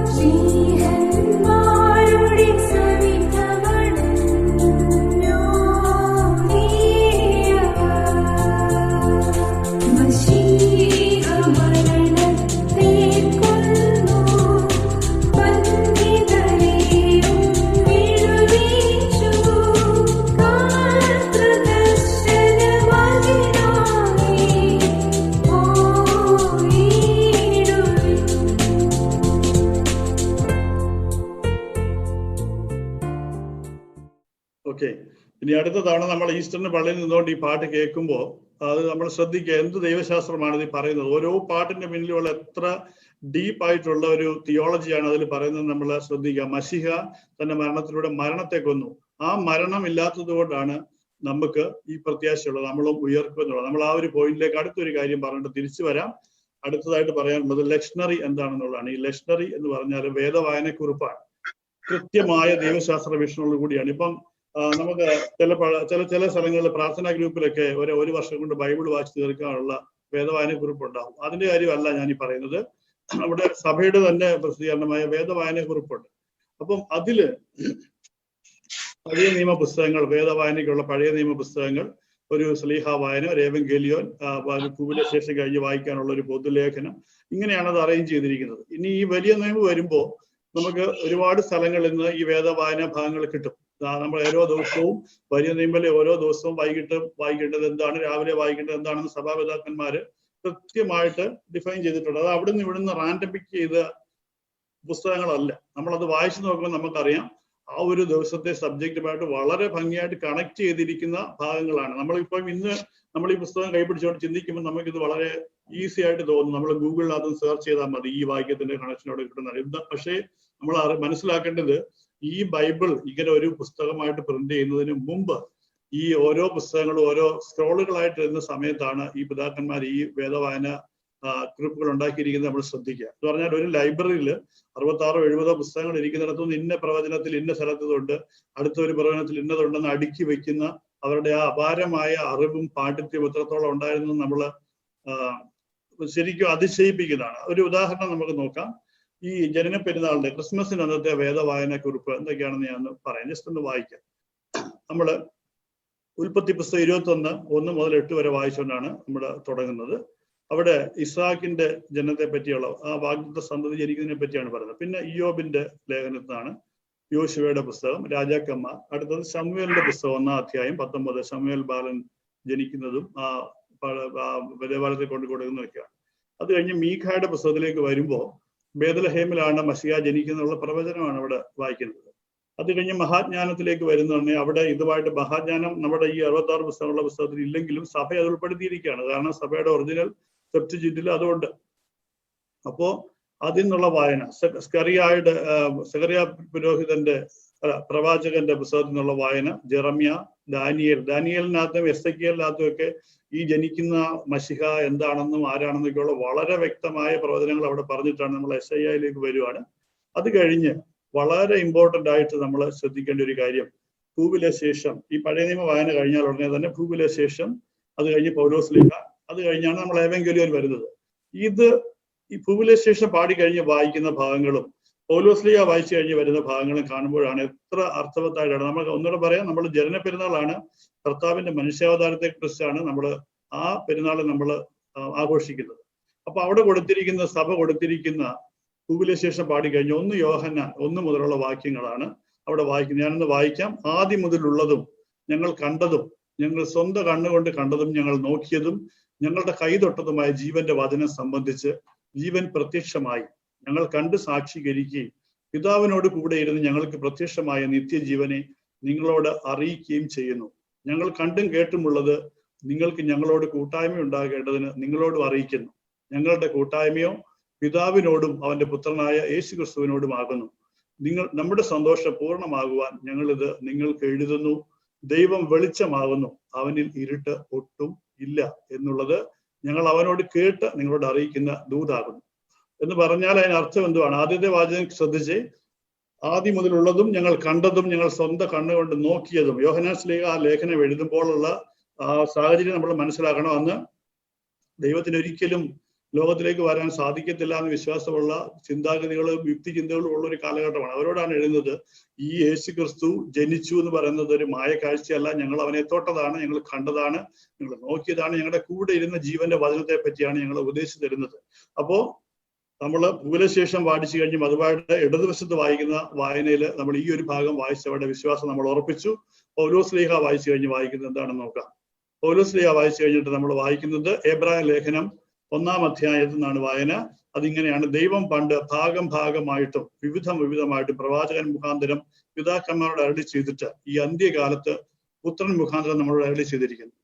അവനെ താൻ സകലത്തിലും അവകാശിയാക്കി വെച്ചു. അവൻ മുഖാന്തരം ലോകത്തെ ഉണ്ടാക്കി. അവന്റെ തേജസ്സിന്റെ പ്രഭയും തത്വത്തിന്റെ മുദ്രയും സകലത്തെയും തന്റെ ശക്തിയുള്ള വചനത്താൽ വഹിക്കുന്നവനും ആകൊണ്ട് പാപങ്ങൾക്ക് പരിഹാരമുണ്ടാക്കിയ ശേഷം ഉയരത്തിൽ മഹിമയുടെ വലതുഭാഗത്തിരിക്കുകയും ദൂതന്മാരെക്കാൾ വിശിഷ്ടമായ നാമത്തിന് അവകാശിയായതിനൊത്തവണ്ണം അവരെക്കാൾ ശ്രേഷ്ഠനാവുകയും തീർന്നു. ആൽബിക്ക് നമ്മുടെ വിശ്വാസ പ്രമാണത്തിന്റെ 2-ാമത്തെ പാരഗ്രാഫുമായിട്ട് എന്തെങ്കിലും സാമ്യം തോന്നിയോ? ഇല്ലേ? അപ്പൊ അതിന്റെ ആ ആശയങ്ങൾ അവിടെ നിന്ന് എടുത്തിരിക്കുന്നത് ഈ ഭാഗത്ത്. അവിടെ പറയുന്നത് എന്താണ്? ദൈവം പഴയ നിയമകാലത്ത് പ്രവാചകന്മാരിലൂടെ ഭാഗമായിട്ടും അത്ര വെളിപ്പാടുകളല്ലാതെ ചെറിയ കഷ്ണങ്ങളായിട്ട് ദൈവത്തെ വെളിപ്പെടുത്തുവാനായിട്ട് ആഗ്രഹിച്ചു. പക്ഷെ അവര് ആരും ആ ദൈവത്തെ പൂർണ്ണമായിട്ട് ഒരു വെളിപ്പാട് ഉണ്ടായില്ല. അതുകൊണ്ട് ദൈവം തന്റെ പുത്രനെ ലോകത്തിലേക്ക് അയച്ചു. ആ പുത്രൻ വന്ന് ആ ദൈവം ആരാണെന്ന് വെളിപ്പെടുത്തി തരികയാണ്. എത്ര കൃത്യമായ വായനയാണ് നോക്കുക ക്രിസ്മസിന് വായിക്കാനായിട്ടുള്ളത്.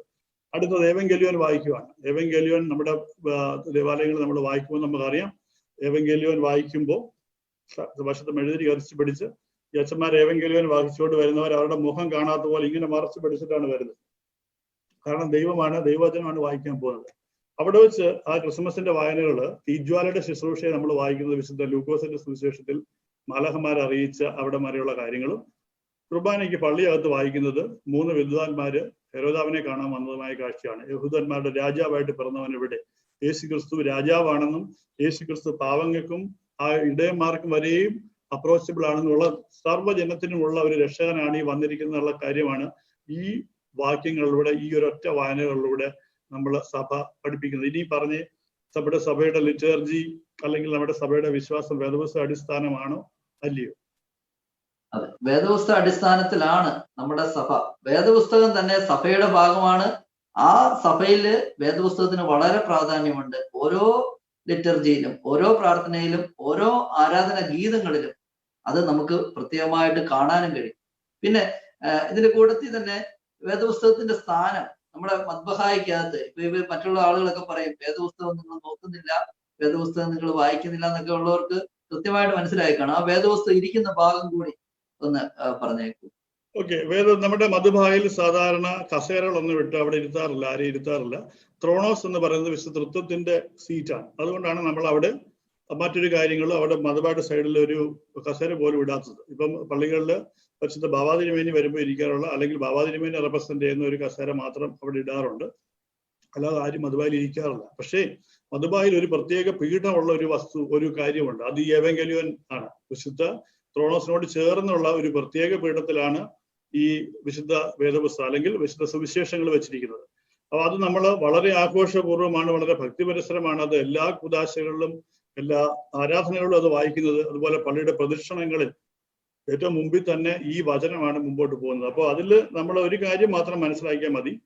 ബൈബിൾ എന്നുള്ളതിന് തിരു എഴുത്തുകൾ എന്നുള്ളതിന് പകരം ദൈവവചനം എന്ന് മനസ്സിലാക്കുക. ഇപ്പൊ അങ്ങനെ ഒരു ട്രെൻഡ് ഇപ്പോൾ ഉണ്ട്, ദൈവവചനം എന്താണെന്നുള്ളത്. അപ്പം ഈ ബൈബിളിൽ പറഞ്ഞേക്കുന്നത് ദൈവവചനം മാത്രമല്ല, നമ്മൾ ആദ്യം പറഞ്ഞതുപോലെ എല്ലാ കാര്യം അതിനകത്ത് പലവിധ കഥകളും ചരിത്രങ്ങളും സ്റ്റോറികളും ഒക്കെ ഉണ്ട്. അപ്പൊ അതിലേക്ക് ദൈവവചനമുണ്ട്. അപ്പൊ സുവിശേഷത്തിലുള്ളത് യേശു ക്രിസ്തുവിന്റെ വചനങ്ങളാണ്. നമ്മൾ 1 മണിക്കൂർ എക്സീഡ് ചെയ്യുന്നു. ഇനി 2 പോയിന്റും കൂടെ ഉള്ളൂ. അതിൽ പറഞ്ഞിട്ട് നിർത്തിയാൽ മതിയോ? നിർത്താം. ഓക്കെ. ഇനി ലാസ്റ്റ് ആയിട്ട് ഒരു ഉദാഹരണം പറയാനുള്ളത് എങ്ങനെയാണ് ദുരുപദേശങ്ങൾക്കെതിരായിട്ടുള്ള പഠിപ്പിക്കലുകൾ ഈ ലിറ്റർജിയും തന്നെ ഡീൽ ചെയ്യുന്നത് എങ്ങനെയാണെന്നാണ്. ഇപ്പൊ നമ്മുടെ അടുത്ത് പുതിയ സഭക്കാരൊക്കെ വന്നിട്ട് പറയും, ബൈബിളിൽ നിന്നൊരു വാക്യം എടുത്ത് നമ്മുടെ ആൾക്കാരോട് പറയും, മരിച്ചവരും മൗനത ഇറങ്ങിയവരാരും യഹോവയെ സ്തുതിക്കുന്നില്ല. 115 സങ്കീർത്തനം 17 വാക്യം. ഓക്കെ, നമ്മുടെ ആൾക്കാര് എടുത്ത് വായിച്ചിട്ട് അവർ ശരിയാണല്ലോ, ബൈബിളിൽ എഴുതിയേക്കാണ് മരിച്ചവരും മൗനത ഇറങ്ങിയിരിക്കുന്നവരും ആരും യഹോവയെ സ്തുതിക്കുന്നില്ല. അപ്പോ അവിടെ മാത്രം വായിച്ചത് കൊണ്ട് തീർന്നില്ല സങ്കീർത്തന ഭാഗം. അതിന്റെ ബാക്കി എക്സ്പ്ലനേഷനുകൾ ആൽബി തന്നെ പറഞ്ഞിട്ടുള്ളതാണ്, അതിലേക്ക് കടക്കുന്നില്ല. പക്ഷേ ലിറ്റർജി സഭ എന്താണ് പറയുന്നത് നമുക്ക് നോക്കാം. വിശുദ്ധ യോഹന്നാന്റെ സുവിശേഷം 6-ാം അധ്യായം 55-ാം വാക്യം, എന്റെ മാംസം സാക്ഷാൽ ഭക്ഷണവും എന്റെ രക്തം സാക്ഷാൽ പാനീയവുമാകുന്നു. എന്റെ മാംസം തിന്നുകയും എന്റെ രക്തം കുടിക്കുകയും ചെയ്യുന്നവൻ എന്നിലും ഞാൻ അവനിലും വസിക്കുന്നു. ജീവനുള്ള പിതാവ് എന്നെ അയച്ചിട്ട് ഞാൻ പിതാവിൻ മൂലം ജീവിക്കുന്നത് പോലെ എന്നെ തിന്നുന്നവൻ എൻ മൂലം ജീവിക്കും. ഈ ഒരു വാക്യം വളരെ മനോഹരമായിട്ട് നമ്മുടെ ധുവപ്രാർത്ഥനയിൽ മരിച്ചുപോയവർക്കുള്ള വാങ്ങിപ്പോയവരുടെ ധുവപ്രാർത്ഥന നമ്മൾ പറയുന്നുണ്ട്. എന്റെ ശരീരം ഭക്ഷി രക്തം പാനം ചെയ്യുവാൻ പാതാളത്തിൽ പോകാനായി വീടാ ഞാൻ എന്നും അവൻ ജീവിപ്പാൻ അങ്ങെത്തിയിട്ടു മരിച്ചതു ഞാൻ എന്നും കർത്താൻ തന്നരുളിനു മഹത്വം മുറിയോറാഹിൻ മലൈനു ആധാരേ. കർത്താവ് പറയുകയാണ്, എന്റെ ശരീരം ഭക്ഷിക്കുകയും എന്റെ രക്തം കുടിക്കുകയും ചെയ്യുന്നവൻ ഞാൻ അവനിലും ജീവിച്ചിരിക്കുവാണ്. അപ്പം വാങ്ങിപ്പോയവരെന്ന് പറയുന്നത് നമ്മുടെ ഈ കാണുന്ന ലോകത്തു നിന്ന് മാറ്റപ്പെട്ടു എന്ന് മാത്രമേ ഉള്ളൂ. അവർ സജീവരാണ്. അവർ ഏറ്റവും സജീവരായിട്ടിരിക്കുന്നത് കൊണ്ടാണ് നമ്മുടെ സഭ കാണപ്പെടുന്ന അംഗങ്ങളും കാണപ്പെടാത്ത. ഒരുപക്ഷെ നമ്മളിന്ന് ജീവിച്ചിരിക്കുന്നവരെക്കാട്ടിൽ എത്രയോ ലക്ഷക്കണക്കിന് ആൾക്കാരുണ്ട് ഇതുവരെ വാങ്ങിപ്പോയിരിക്കുന്നവരായ ആൾക്കാർ. അതുകൊണ്ടാണ് നമ്മളെ സഭയിൽ കൃത്യമായിട്ടും നമ്മൾ വേറൊരു പാട്ട് നമ്മൾ നമസ്കാരത്തിന് പാടും, നിഷ്ഠയിൽ നിന്നെ പ്രസവിച്ച പാവന കന്യകയോടൊപ്പം എന്നുള്ള നിഷ്ഠയിൽ നിന്നെ പറ്റ പാവന കന്യകയോടൊപ്പം നാഥാദേവാ നൽകുക യോഗ്യത നിൻ സ്തുതി പാടാ.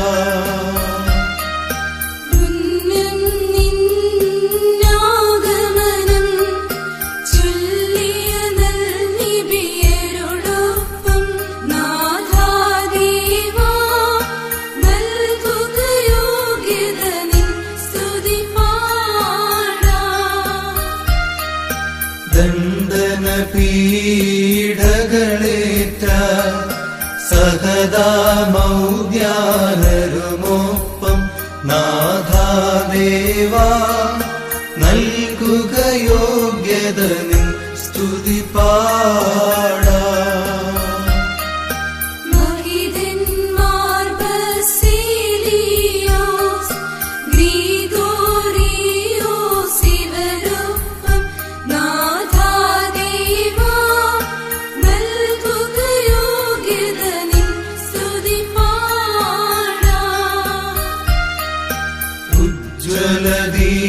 ദീപമെടുത്തോരൻ ജറിവേറിയ നാരികളൊപ്പം നാഥാദേവാ നൽകുക യോഗ്യത നിൻ സ്തുതി പാടാ. പാടാം.